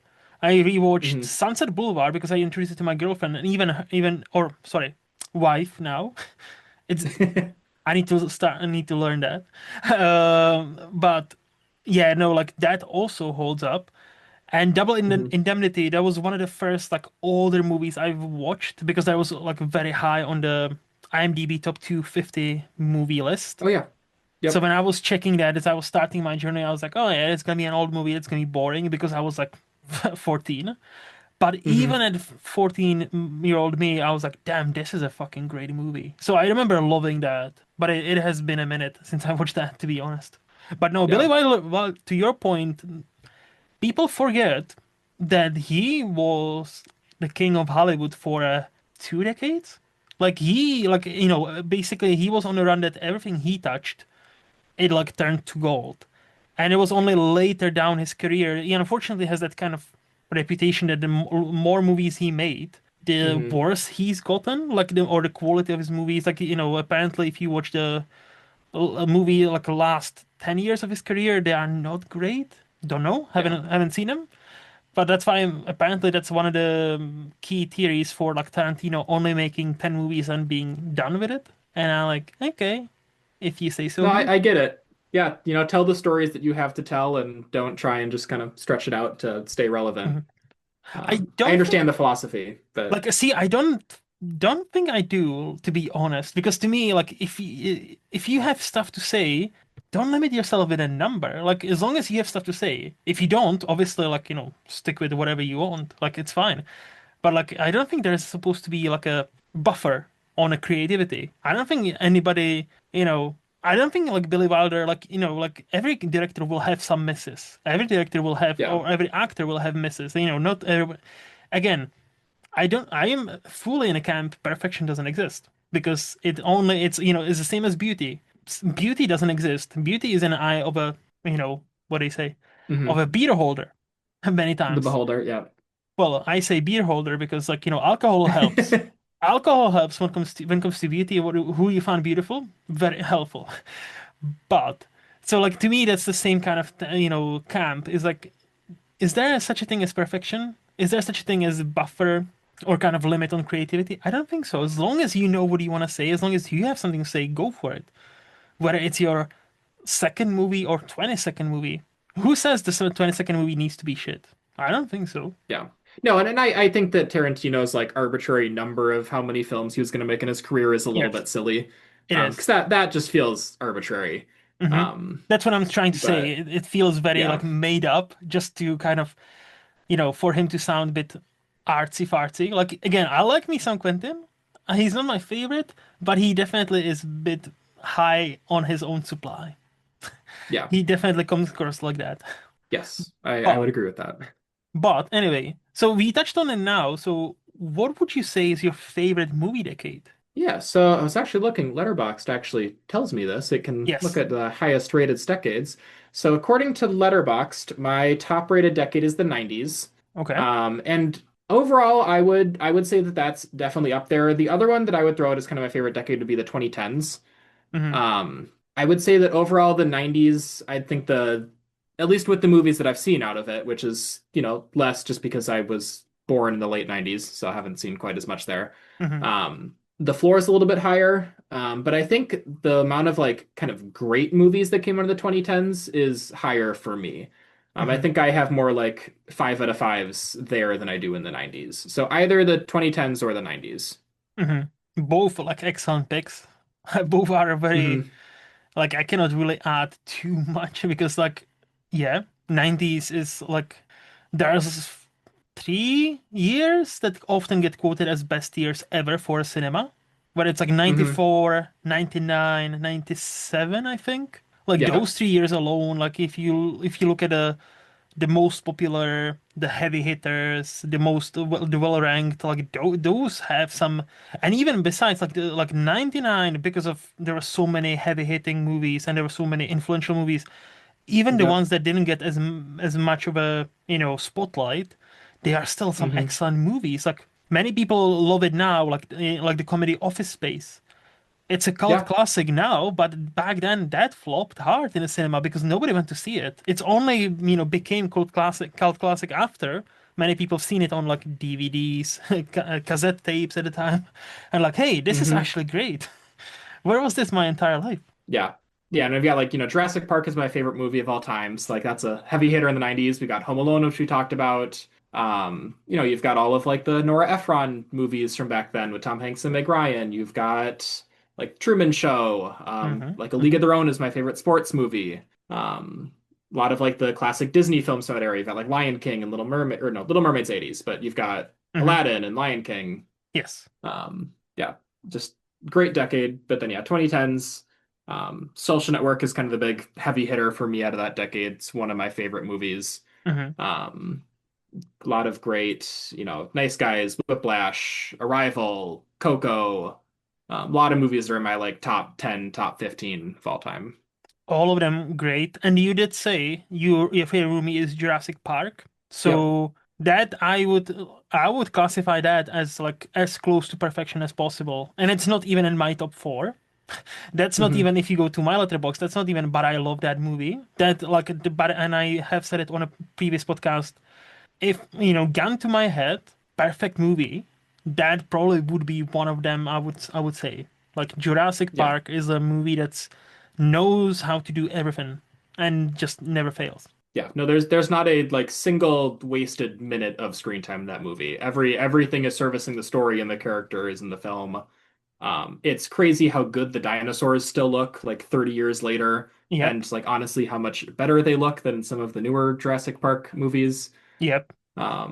Yeah, no, fantastic, fantastic film that has been very much let down by the franchise that it inspired. Yeah, the franchise is not great. Like, yeah, especially the world movies are. I don't like either of them. I think I can No. stand like one or two. No, no, no, two. Yeah, no. But the world movies are not my cup of tea. And Jurassic Hmm. Park movies, I remember liking the second one, and on a rewatch, I was like, it's definitely the best, but look, there's not a tough competition there. So like, I had No. actually like decreased my rating on a rewatch for the first time in a while, because I'm like, yeah, there are some great, amazing scenes. There's some great set pieces still, and Yep. Steven Spielberg is Steven Spielberg for a reason.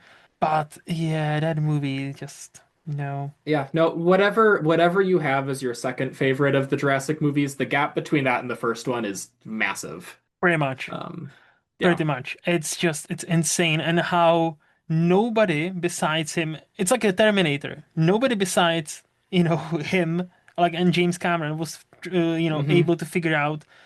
Or nobody besides Steven Spielberg can make a Jurassic Park movie worth something. It seems Yeah. like box office they always do fucking well, Yeah. but like No, they all make a reception, billion dollars. yes, but the reception is usually like now like called to like proper dead. Like the Dominion, that was a fucking disaster, and no, it Yeah. seems like nobody besides like James Cameron knows how to make a fucking decent Terminator movie. Yeah. So Ugh. it seems to be like a tough nut to crack, but hey, what do I know?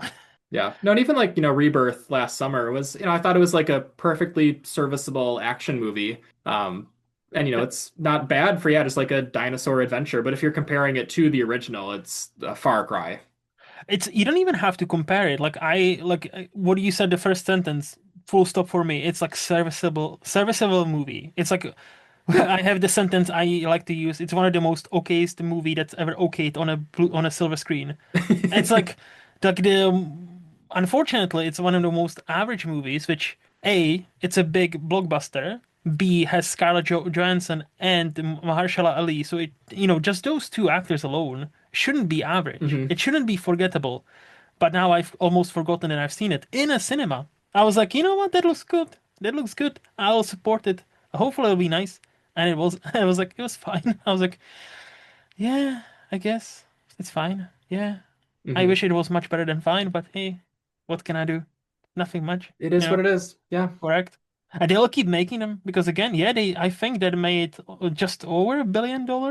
Like shy, like it's hmm not like well, obviously it was like, over $1 billion, but it's not a massive hit, but I think they were happy enough. Who knows what will happen next with that hmm franchise. But anyway, you've alluded to this before, so give us some hot movie takes you would like to share with us. Yeah. So I'll start with what I think is probably my hottest take. I don't like stop motion animation. Why? I am very appreciative and respectful of all of the work that goes into it, and from like a pure like artistic and kind Mhm. of craftsmanship level, I think it is incredible. But it takes me out of the movie, and like I look at it and I know that those are just like figurines that somebody is moving around. And Hmm. generally, I think it looks a little bit worse than like a traditional 2D animation or like a proper animation studio doing 3D animation. Okay, So okay, okay, okay, okay, okay. Let's just pause here, sir. yeah. I was right there with you. I was like, yeah, I can see it. I can see like his analytical mind being like, not fully into that, like, being distracted by that. And then he said it looks even worse than I'm like, okay, no, no, no, no, no, no, no. I need to, no, we're picking fight here. Uh, how does it look worse? Like I know obviously that's like it's a matter of like it's a very objective but like how many have you seen? I've seen a fair amount. Like Kubo I've and Two seen Strings, for example. Have you seen Kubo and Two Strings? I've seen Kubo. I've seen And Kubo. I've seen a you're lot gonna of tell like me the right here, right now, that that's a bad looking movie? I don't think it's a bad looking movie. I just think Okay. it looks worse than if it was. I think it could be better. Sir, you're dancing on a thin ice right here. You asked for hot takes. No, I know. It's my fault. Yes. Yeah. No, Damn. yeah, I just have trouble kind of connecting with that art style, that kind of art Hmm. direction. Hmm. And yeah, I don't know exactly. I can't quite put my finger on what it is about it that I don't like. Hmm. But yeah, I'm just always kind of taken out a little bit and just kind of I wish that it was a more kind of traditionally animated whenever I'm watching a like stop motion piece. See, to me, like I think I can speak for myself, but from what I understand hmm about these movies and why many people like them, it's as you said, like many people spend thousands of hours on them, but obviously, like you can spend thousands of hours on something and it still not doesn't have to be great. Sure, hmm but I think the fact that it looks different than your traditional Pixar animation or your traditional DreamWorks animation, like there is, I think, like there is a reason why, like for example, these movies and the Spider-Verse movies now be are being copied throughout the industry. Because really, like it's not. I don't think this is a. I don't think it's like I know what I'm trying to say, but I don't know the word I'm trying to say. I don't think like I'm oversimplifying it when I say until like 2016, 17, it seemed like mainstream animation. There are only two styles: Pixar style and Minions, like DreamWorks style. hmm That was it. And then and then like and that's when like we've had like the stop motion for a while, but those movies had never made the bank.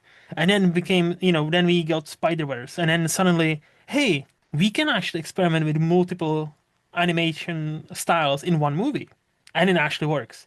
And now, like every single movie does it, like animated movie does it, and in they are better for it, I think, if it serves the story.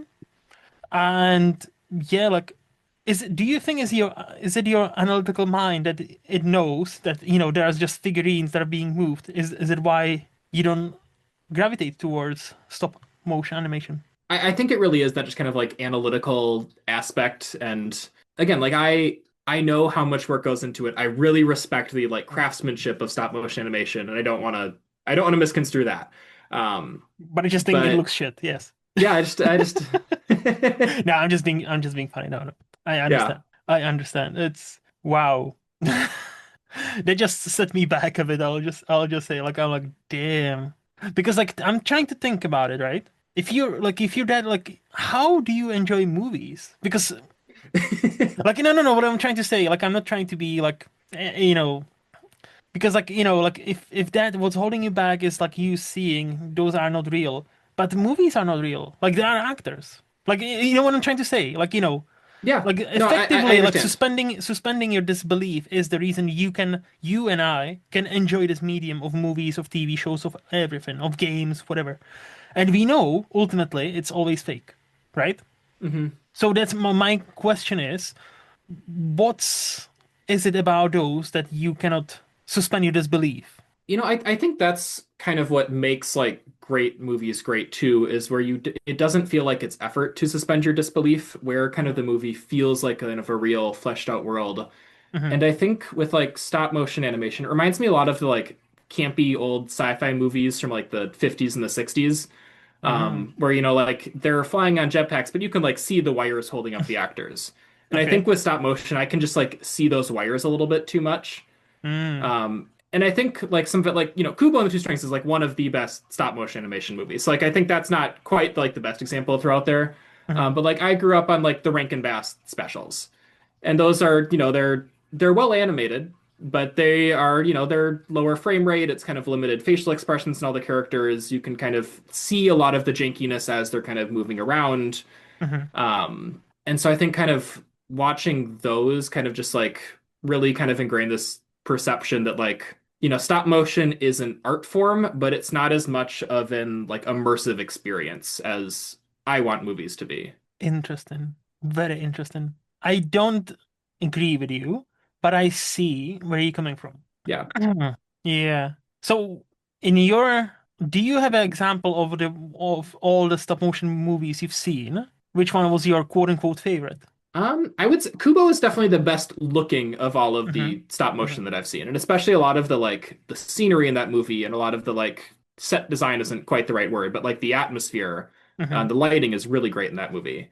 Hmm. So that's probably up there. I'm trying to think of what else would be kind of on that list. Like obviously a lot of those kind of Rankin Bass specials hold a like special place in my heart. I'll rewatch Rudolph every year. Hmm. But as far as like animation goes, they're nothing too crazy. Yeah. Isle of Dogs. I really liked Isle of Dogs, the Wes Anderson. Yes. I actually Um, enjoy it too, yes. Have you seen a Again, I think. movie? Sorry, just to No, have go you ahead. seen a My Yeah, Life as a Courgette or Zucchini? But depending on where you live. Have you seen that? I have not seen that one. I remember kind of seeing the buzz around it when it was nominated because it was nominated for Best Animated Feature a couple years ago, or I believe so. Yep. yep. Checking it right now. I've Yes, not it seen it was. though. Yes. Yep. That's a that's a great just movie. Not even a stop motion, just a great movie. It's a Hmm. very heartfelt movie, very honest, raw movie. And I would wonder Hmm. like how much it would resonate with you if you cannot get into that form. You know Hmm. what? I will put it on my list and I will check it out. Because yeah, because to me, like I understand what you say about this style. Like it's effectively it is I'm being funny, but this is just objective. Like it's not an objective medium. Movies are not objective. You know, No. so I understand, even though I don't agree with you. I understand where you're coming from. Like when that animation doesn't work for you, I totally get it. Hmm. Like I know people who cannot watch anime movies or TV shows because that animation style does not work for them. Like I don't understand those people, but I do understand those people. Like I know those Hmm. people. But yeah, like I would love to hear, like, if you were to watch that movie, My Life as a Zucchini or Courgette, depending on where you live, because some people don't know what zucchini is and some people don't know what courgette is. apparently. But that's a great, touching movie about just an orphan and about family. What does it mean to have a Hmm. family? And it's just, I don't easily cry during movies, but that was all, I was almost there. That one was, I was very close because that one was Hmm. very, and again, I think it's under hour and a half or just under hour and a half. Nice, short, sweet, to the point. Okay. So Yeah, I I'll definitely would, have to check that one out. okay. So you said you had a couple of movie hot takes, so hit me with another one. So my other kind of big one is so going back to the 91st Academy Awards when Green Mhm. Book won Best Picture. I Ah, think this would have been 2019, so yes. honoring the movies of 2018. I think Yeah. one of the overall kind of lesser years for movie and one of the kind of the lesser crops at the Academy Awards. I don't think it's controversial to say the Green Book probably shouldn't have won the award. But what I do think should have won was a movie that was not even nominated for Best Picture. I think Free Solo was the best movie to come out of 2018. The documentary about Alex Honnold, the rock climber who free soloed El Capitan at Yosemite. Hmm. My favorite film from that year. It gets a lot of love, so I don't think this is like a crazy hot take, but I Hmm. would take it over anything else that was nominated that year. I'd take it over Roma. I'd take it over A Star Is Born. I'd take it over The Favorite. Honestly, I'd yeah take it over anything else. I think that's one of kind of the weaker crops of films that we've ever seen nominated for the biggest award. Um, So, because it won the best documentary that year. it So won are you Best Documentary. arguing, so are you arguing it It should have should have been won Best nominated? Picture. Ah, And in general, I would like to see some more love for documentaries in like any mhm. category other than best documentary at the award shows. I don't even know if they're eligible by the rules. I'd I have don't to think they are look into because that. I think they need to be But they need to be like a narrative, because I think that's the biggest distinguishment between that. Like, you either have a documentary which is actually a camera crew is following somebody or a situation and they make a documentary about it, like based on facts mhm, or should be based on facts. And, but there's not like, there can be narrative obviously with that, but like at the same time, it's mostly about we're mapping this one thing in this person's life or this nation's life or this war or this famine or this important stuff or octopus or whatever the fuck. mhm, yeah, So like at first, because I was like, if animated movies can be nominated for Best Picture, like sure documentaries, but I'm like, but that doesn't it open up a whole kind of worms when it's like, damn, then you have, because now we have not only so many movies coming out every year, but so many documentaries. So it's like, I haven't seen Free Solo. I'll say I cannot add anything to that discussion. I heard mhm. a lot of good things about it. So why do you think it should have been nominated or even won the best feature picture? Um, I mean, I think it is a beautifully crafted documentary, and I do think that, like, yes, there is this kind of distinction where documentaries are true to life. They're not featuring, for the most part, like actors. They are supposedly just taking a camera and pointing it at what's actually going on in the world. So there Yes. is, a difference between that and like a narrative feature. I do think there's still a lot of like artistry that goes into them. Hmm. There is still, there's not writing in the same sense, but there is, building a narrative and building a story. And Hmm. there's a lot of craftsmanship into making a good documentary. Um, But and like see, I wouldn't say, can I yep, just go flag ahead. up something? Can I just flag up something? Yep. And I think that's my ultimate problem, and that's why I think I don't watch many documentaries, if any. Because the moment, and nowadays they seem to be all doing it, they are building a narrative. And to me, documentaries should be, as you say, you take a camera, point and shoot, right? The Hmm. moment you starting building a narrative and inserting kind of like yourself or the narrative into the movie, it's like, are you sure that you're still a documentary? Because like to me, like you're affecting a lot what is happening in front of the camera, Hmm. and that to me is the ultimate problem. Whereas like if I'm watching a movie, doesn't matter what a movie is, if it's animated, if it's stop motion, if it's a real life, I know ultimately it's fake. Even if it's a historical Hmm. drama, I know I don't trust all of these facts. I know many things have been, you know, uh, taken through the Hollywood mill. So like I know I need to check my facts.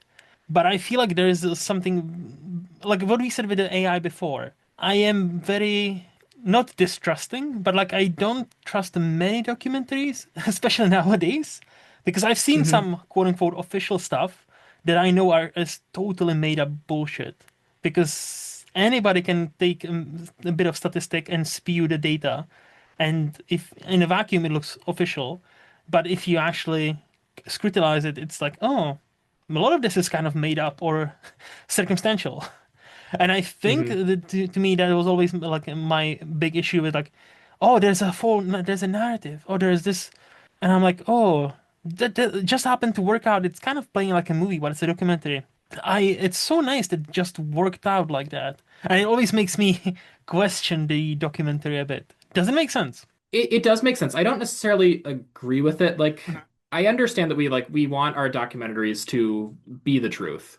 And when we're kind of presenting something as like a true story, kind of true to fact, that there is some expectation that it Mhm. isn't biased. But I don't think that doesn't mean that you can't still like tell a narrative and tell a story with it. Mhm. Like everything like in human culture is stories. Mhm. We're, a culture that is kind of built around storytelling. Mhm. Um, and so I think finding those ways where you can like take that truth, but have it kind of connect with people and to like present those facts in a way that makes kind of narrative sense and is compelling, isn't necessarily a bad thing to strive for. Like, I Mhm. think you want a balance of like good, accurate reporting and of kind of narrative force. And so I think when you can kind of get that, it's really special. Because I think, if documentaries were like literally just you like put a camera on a tripod and recorded a scene and then just like submitted the uncut footage, nobody would ever watch documentaries. I'm not So I saying think kind uncut of, footage. No, no, no. I'm not saying uncut footage. Like I understand. Like I'm not saying it needs to be raw or anything. No, no, no.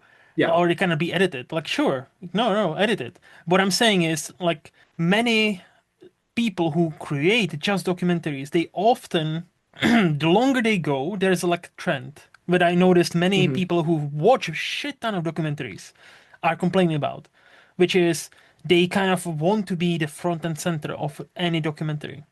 And that kind of Yes, I that agree with that. lens is a bit because then where's the line where it become when a documentary becomes fiction and when documentary becomes more of a feature because many things because again it needs to serve its purpose to me like if we there's an unspoken deal if you and I go to the cinema and get a ticket to Marte Supreme we know we're watching Timothy Chalamet we know Hmm. we're not watching the guy we know the ping Yeah. pong like like some of it is going to be CGI we know this is not real life even though it's based on somebody who existed or whatever but if you're watching documentary there is a different contract. And I feel like the moment it starts to build the narrative a bit too much, I feel like that contract is broken. Yeah, definitely an interesting perspective on it. And I don't disagree in principle. Hmm. I just think there is kind of like a balance to it, and there is, even the best ones, there is still like artistry that goes into the Yes. filmmaking. And Yes. there is cinematography. You are still, Hmm. you're pointing a camera at the real world just like any other film would be. Hmm. And you can kind of, look at and appreciate kind of that in the documentary. Hmm. You can look at, what they choose as their subject matter, how they choose to film it, Hmm. and Hmm. evaluate, yeah, both, the accuracy of the storytelling and the storytelling and the filmmaking itself. Hmm. And I do think, documentarians should get a little bit more credit for kind of the craft that goes into their work. No, 100%. Like I'm older with you. Like Hmm. the actual good ones, 100%. Just, Yes. unfortunately, it seems to be that kind of medium where like there are so many. It's like with the movies. There are so many movies. For every great one, you get 10 mediocre ones and 20 bad ones. And Yeah. with documentaries, again, I don't watch them because I already am behind so many movies and TV shows. Uh-huh. I cannot watch documentaries. I'm sorry. No, it's But fine.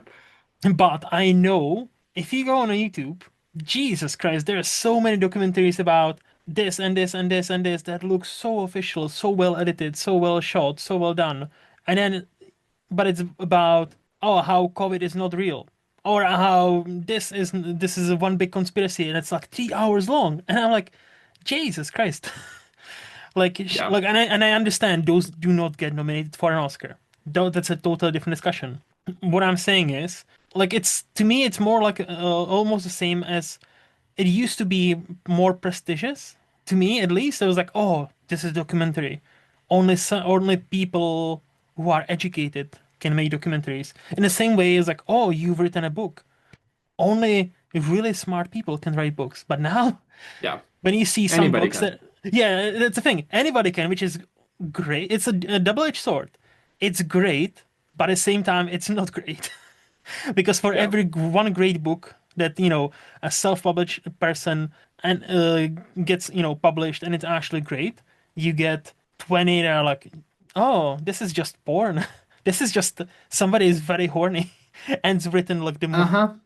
And it's just like, ooh, yeah. But no. So again, like I wish I could speak more on Free Solo, but I haven't seen it. That's why I was more on that on this documentary kind of like subject.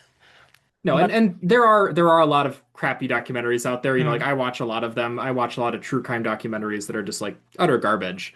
Um, but I do think that like the best of the documentaries kind of should get the chance to be on a little bit of a bigger stage. And I think Free Solo is one of them. I mhm, think if you look at, yeah, like My Octopus Teacher, if you look at like 20 Days in Mariupol from a couple years ago, mhm, mhm. are all like both incredible documentaries and just like incredible, you know, pieces of media. Yeah, Um, but I yeah. think deserve a little more attention just kind of for their craft and just beyond being like Mhm. kind of just like, yeah, animated fixtures are like, yeah, you get your best animated feature award and then we kind of forget about you for the rest of the night. I Yeah. think we're starting to see a little bit more of kind of animation making it into some of the other categories. And I think it'd be nice to see that for some of like the best documentaries too. Mhm. No, on principle, I do agree. I think on principle, it's just I think it's hard to find a line where it's because then like best picture is like again look it's unwritten contract is like best narrative feature rather than Yes. document and it's like because like even the animated movies still aren't narrative movies Yes. like they are just animated No, I so agree. And I think it would be very problematic to have a documentary in like best screenplay award. Like I that wouldn't want to see that. yeah That would yeah that would be concerning to me. But yeah I don't think best picture should necessarily have to be limited to best narrative features. But hmm. Interesting. Like I would have to, I feel like I'm not really educated enough for this discussion because I have not seen many documentaries. So I'm just going on instinct, and my instinct many times is wrong. So I'm gonna yeah. exclude myself from this. But I do agree that the best ones, like I know they are shot well, they are obviously scored, edited well. So in those categories, I would 100% agree. Like I wouldn't mind seeing more of those getting more recognition. Like, hmm best editing, best cinematography or yeah, sure. Best feature? Oh, I don't know. But again, I haven't seen many, so I will say I don't know. Do you have Yeah. any other hot movie takes? Uh, One other hot take. This will be a quick one because I know Okay. it's pretty popular within like the Sif Pop circle. I know Dicer in particular really pounds this one. But kind of back on the Academy Awards, I think we should just get rid of like gendered acting categories. Mm. Um, and my biggest reason for that is that I think within, the next few years, or at least sometime soon, we are going to have a non-binary actor who is portraying a non-binary character who is Hmm. going to be Hmm. nominated for Academy Award. And if we still have gendered categories, then there is going to be a ton of kind of controversy over how they are nominated. It's And gonna happen no matter what. Yeah. Yeah. yep, it's going to happen, and I think that we should have addressed this issue before it happens, just to save that actor from having kind of a lot of harassment and trouble over it. Not that they won't get harassment either way with just the way that society is. And among, a bunch of other reasons where like, yeah, is it really that different when a, man is portraying a character and a woman is portraying a character? I think there's arguments over like equity of the awards and is it just going to be given to like men 10 years in a row and how do you kind of address that That's the problem, isn't more it? into yep, more intelligent people than I can figure that out, but I do think that we should have a solution in place before we need to have one Hmm.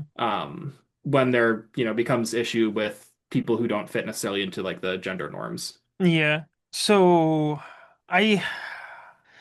I this is the one of the ideas I like in a theory, but like when it comes to practical world, I don't know how would it work. Because Yeah. as you say, like if we abolish it, okay, do we have one category for best leading performer?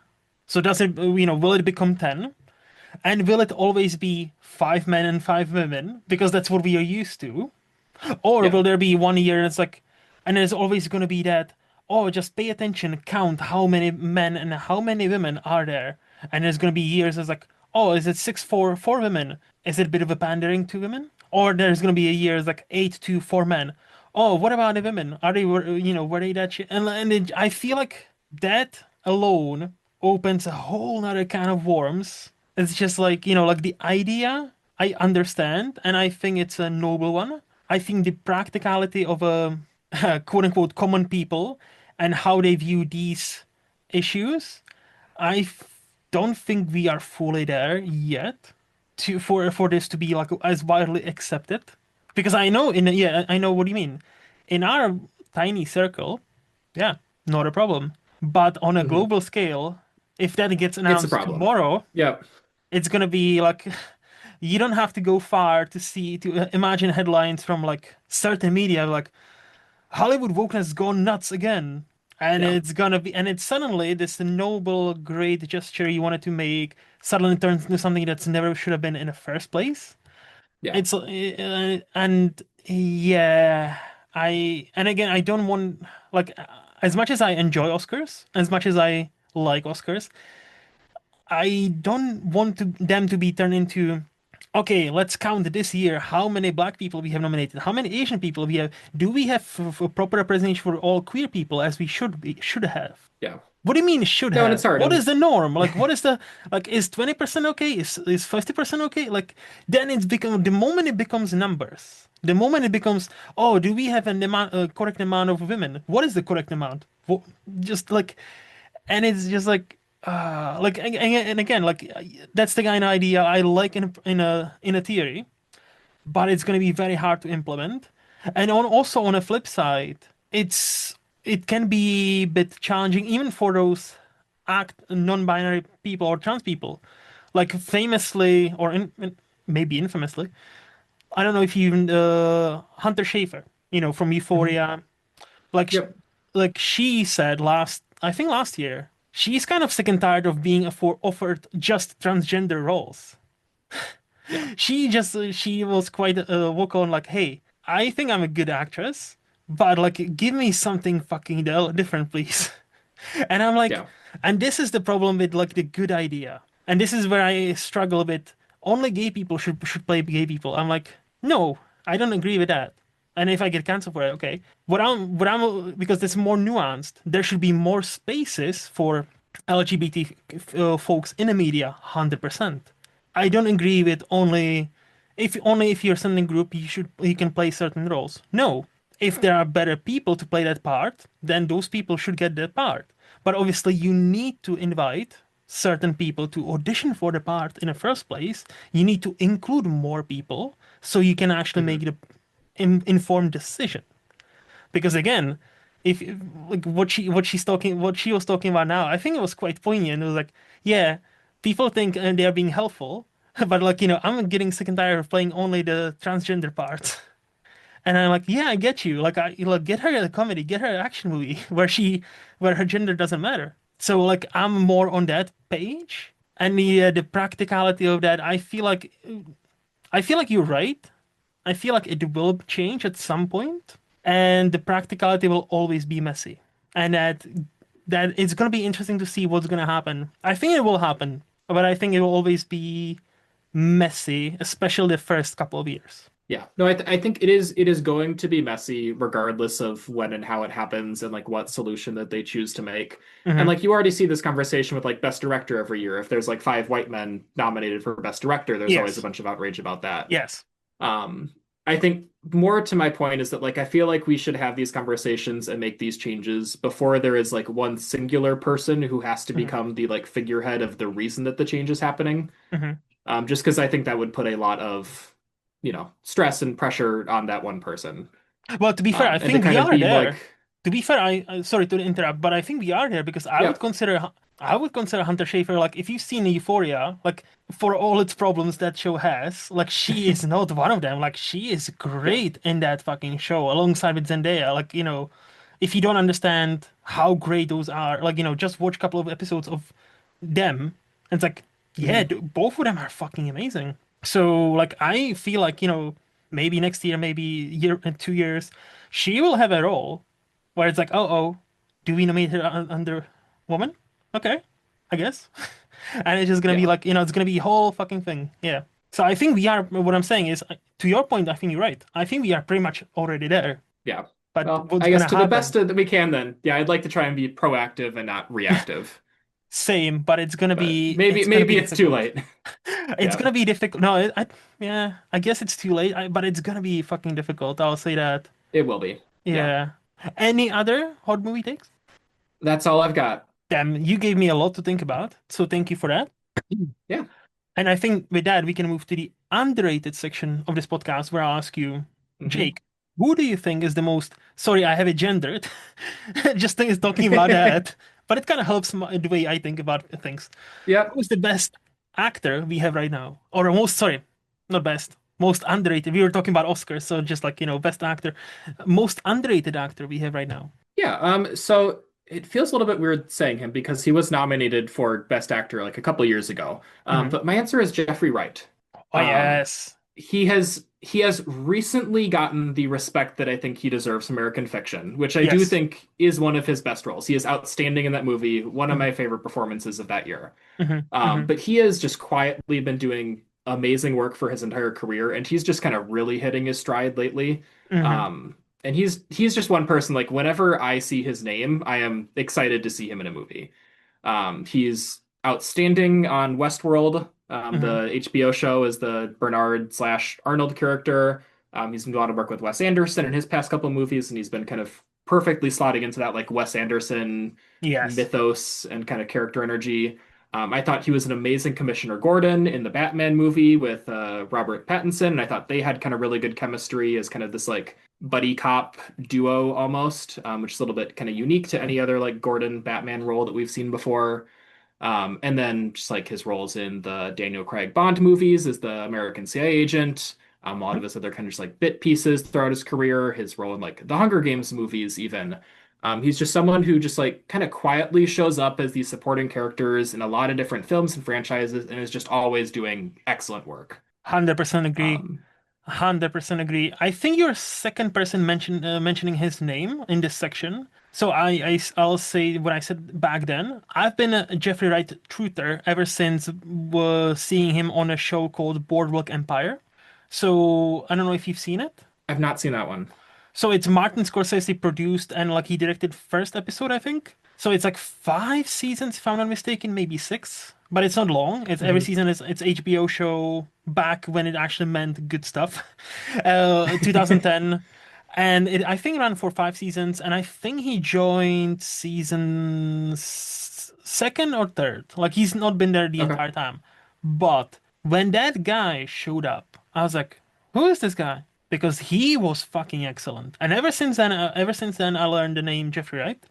And ever since then, when I see the name in the credits, I'm like, oh, my man. I'll Yep. oh, he's so magnetic. He is so, like, again, American Fiction, great performance.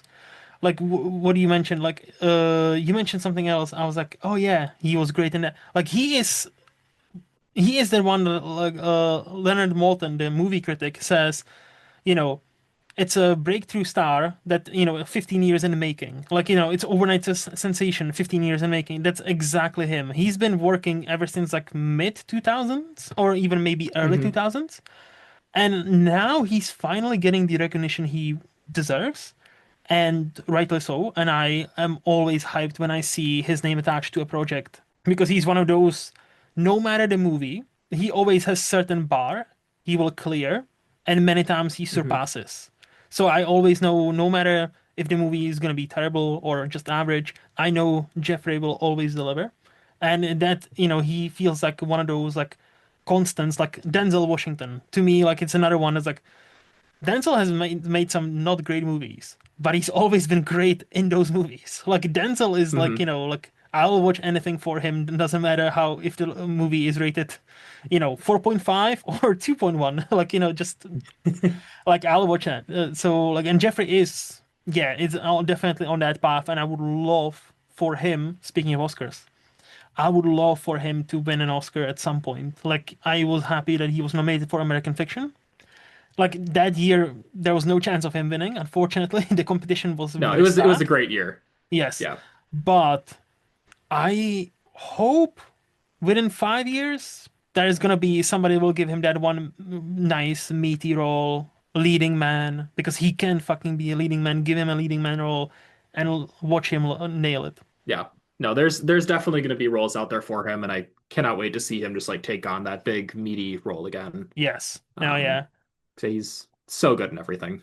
He is. And again, like if for anybody and you, if you love TV shows, Boardwalk Empire about Prohibition era, excellent, excellent. Many of they are in this show. There are many current A-listers that not started there, but they appear on that show, like Bobby Cannavale.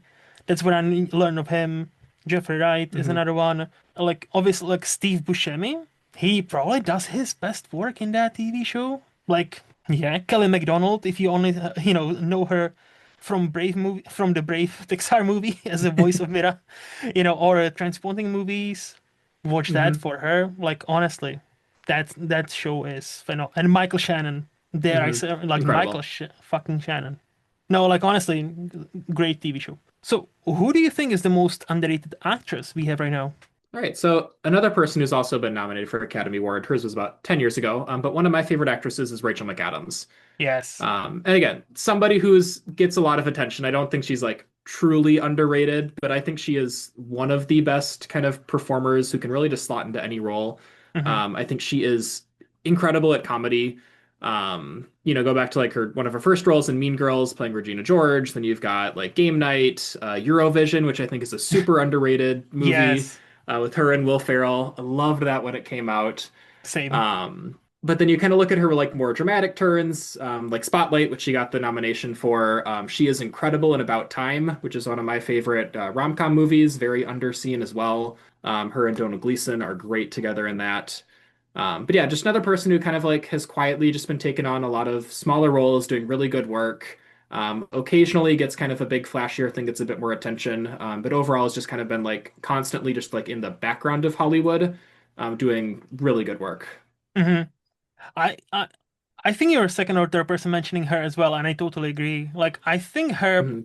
not a problem, but the way Hollywood operates is a problem. She is so good in these comedies because she is funny. She is naturally funny. Mhm. But A, many people don't pay attention to, or they don't think it's an acting. So, like, oh, she's just funny. Okay, cool. Next.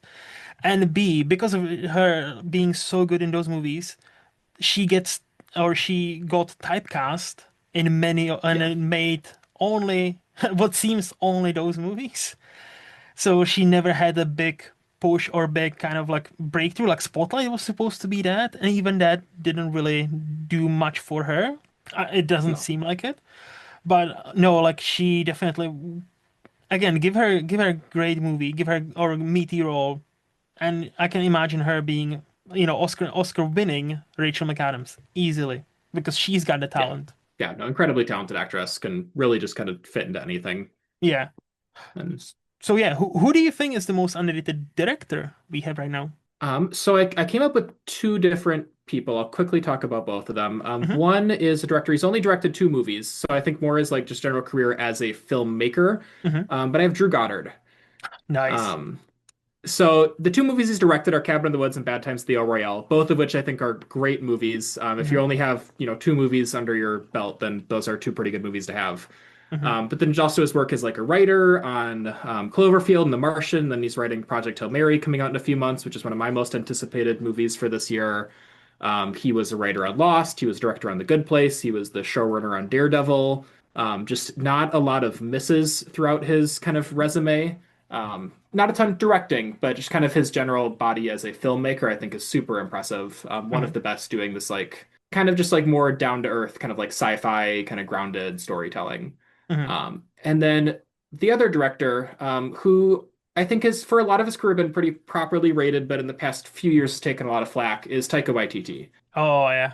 Um, One of my all-time favorites. What We Do in the Shadows, Hunt for the Wilder People, Thor Ragnarok, and Jojo Rabbit is just like an incredible run of movies. I think I have all of those as like 4.5 to 5 stars. Hmm. Um, Four of my, best movies of that decade. They're all in my top 100 of all time. Hmm. He's definitely fallen off a bit lately. Thor Love and Thunder was not great. I don't think it's quite as bad as a lot of people thought. I'm a little bit higher on it than most, but it's still definitely lower tier.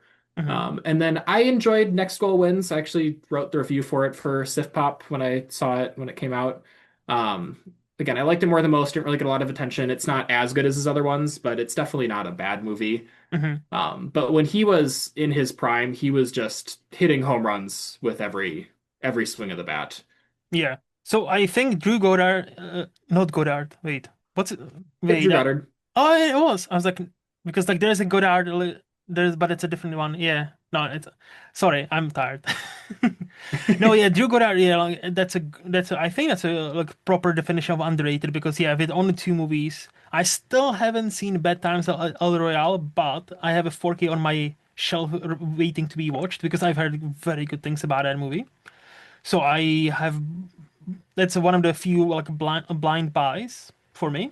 That's Hmm. gonna get watched at some point. And Taika, I think like 100% that run you just named great movies, all of them. Special shout out for like Hunt for Wilder People because that I think it's very underseen movie. That's very Super great. underrated. Yes, One so of my favorites. Yeah. yes, same. I think with him, his problem right now, he is spreading himself a bit too thin. And uh I think his style of humor now it's quite known, so it's very easy to how do I put it? For comedy is very fucking hard because if you spot the pattern of jokes, you will know what is coming. And his one is Hmm. so quirky that it only works first couple of times.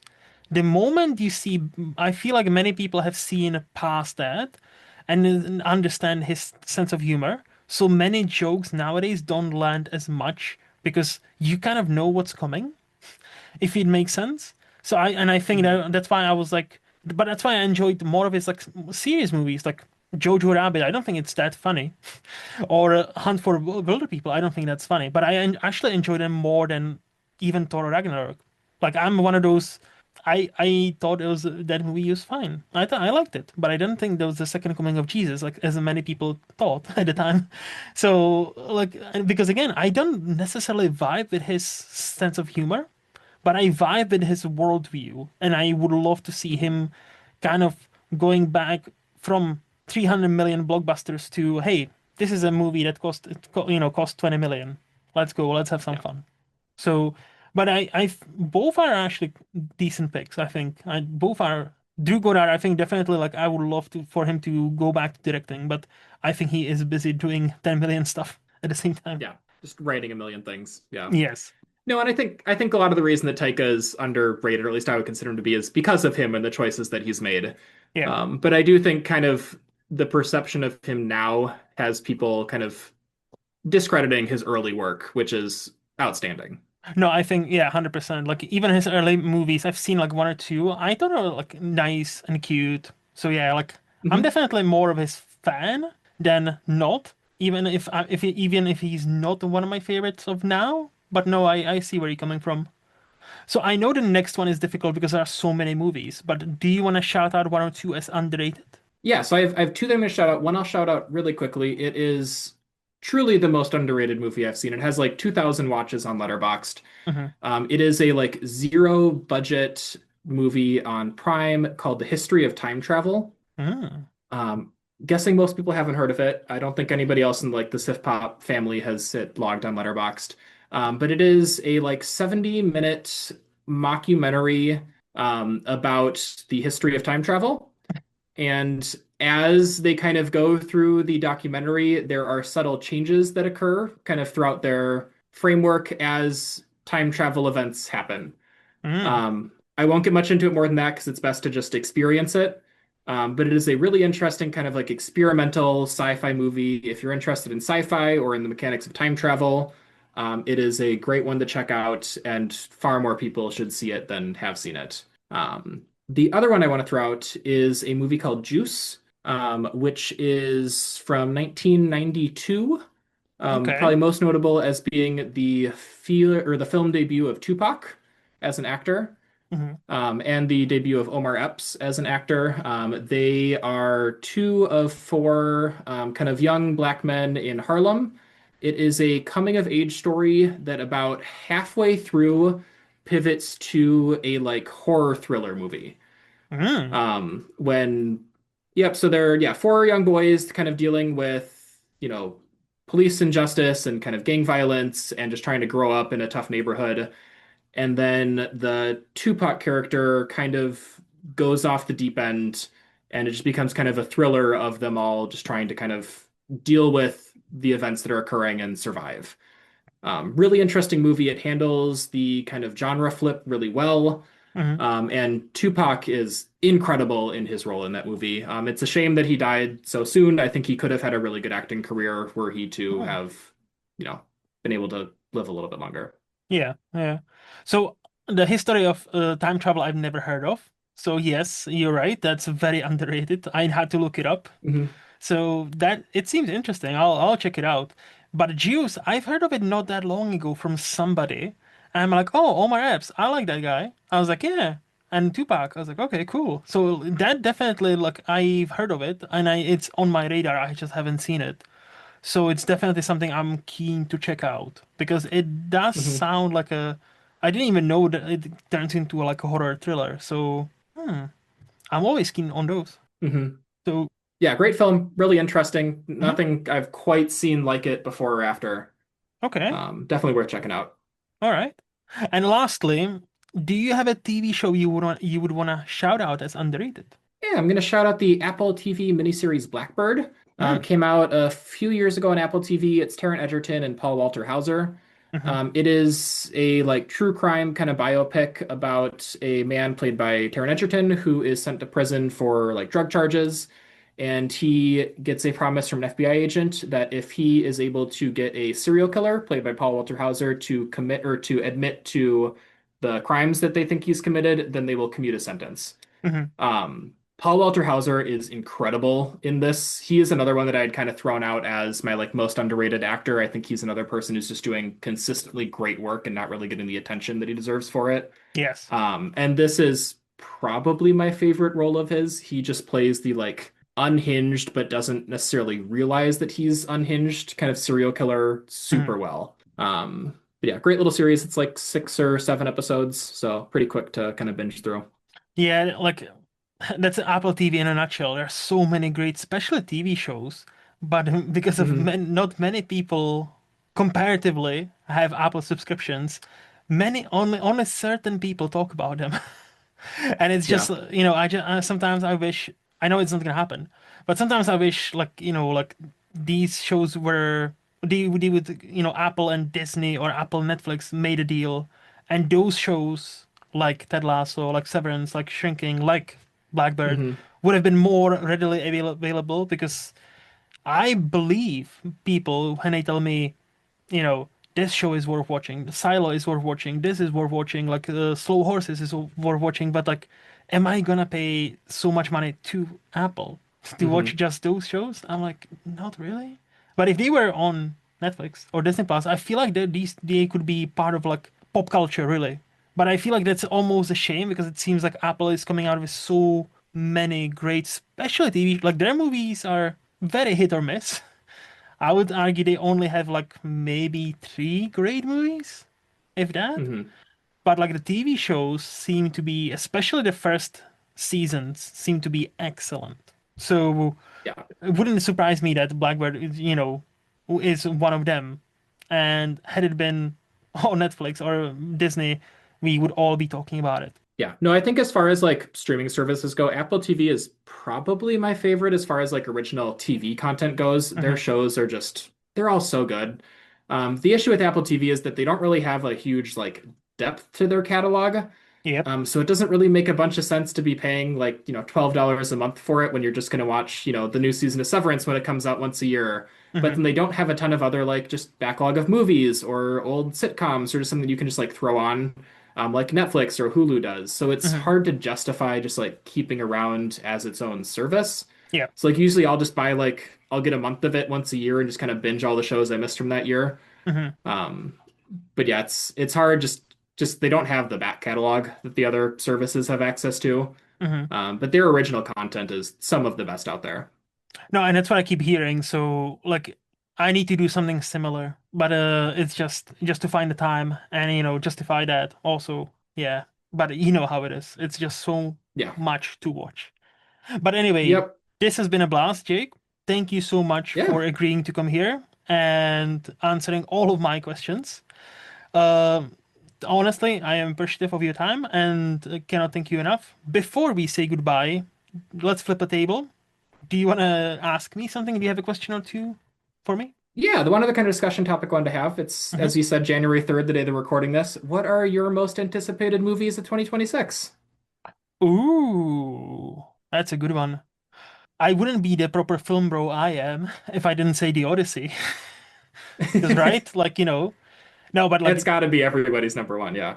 yeah, especially like, film bros. Now, just, playing it out for certain people at SIFO who don't really like Nolan as much, and they didn't think he's the most evil person in Hollywood for some reason. Okay. Anyway, no, Odyssey. I think Odyssey definitely is up there. I think the new Spielberg Alien movie. I cannot remember the name right now.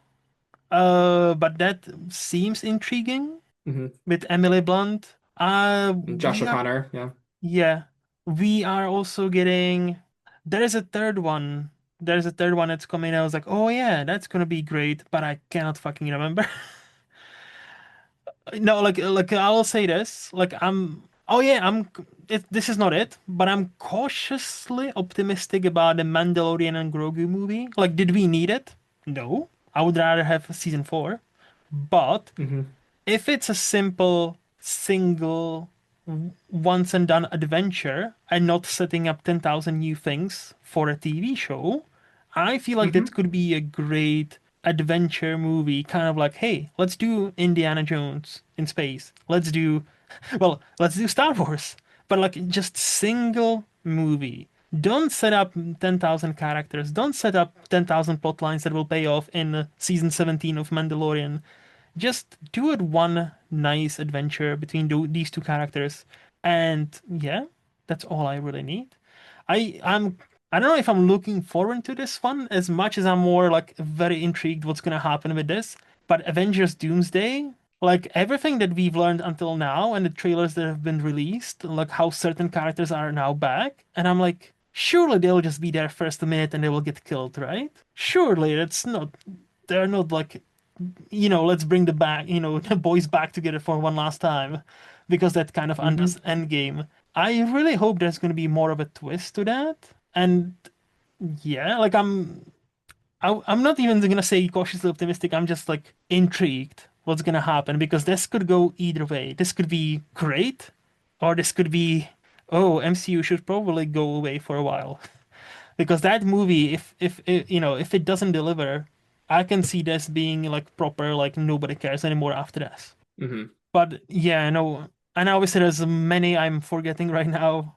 Like I no, I cannot think of any off the top of my head. Nice. Yeah, no, I'm definitely Nolan's Odyssey is definitely like the big one for me. I'm Mhm. definitely not one of the Nolan haters here at Sif Pop. He's one of my favorite directors, and the Odyssey is one of my favorite stories. I've read the original poem three or four Same. times.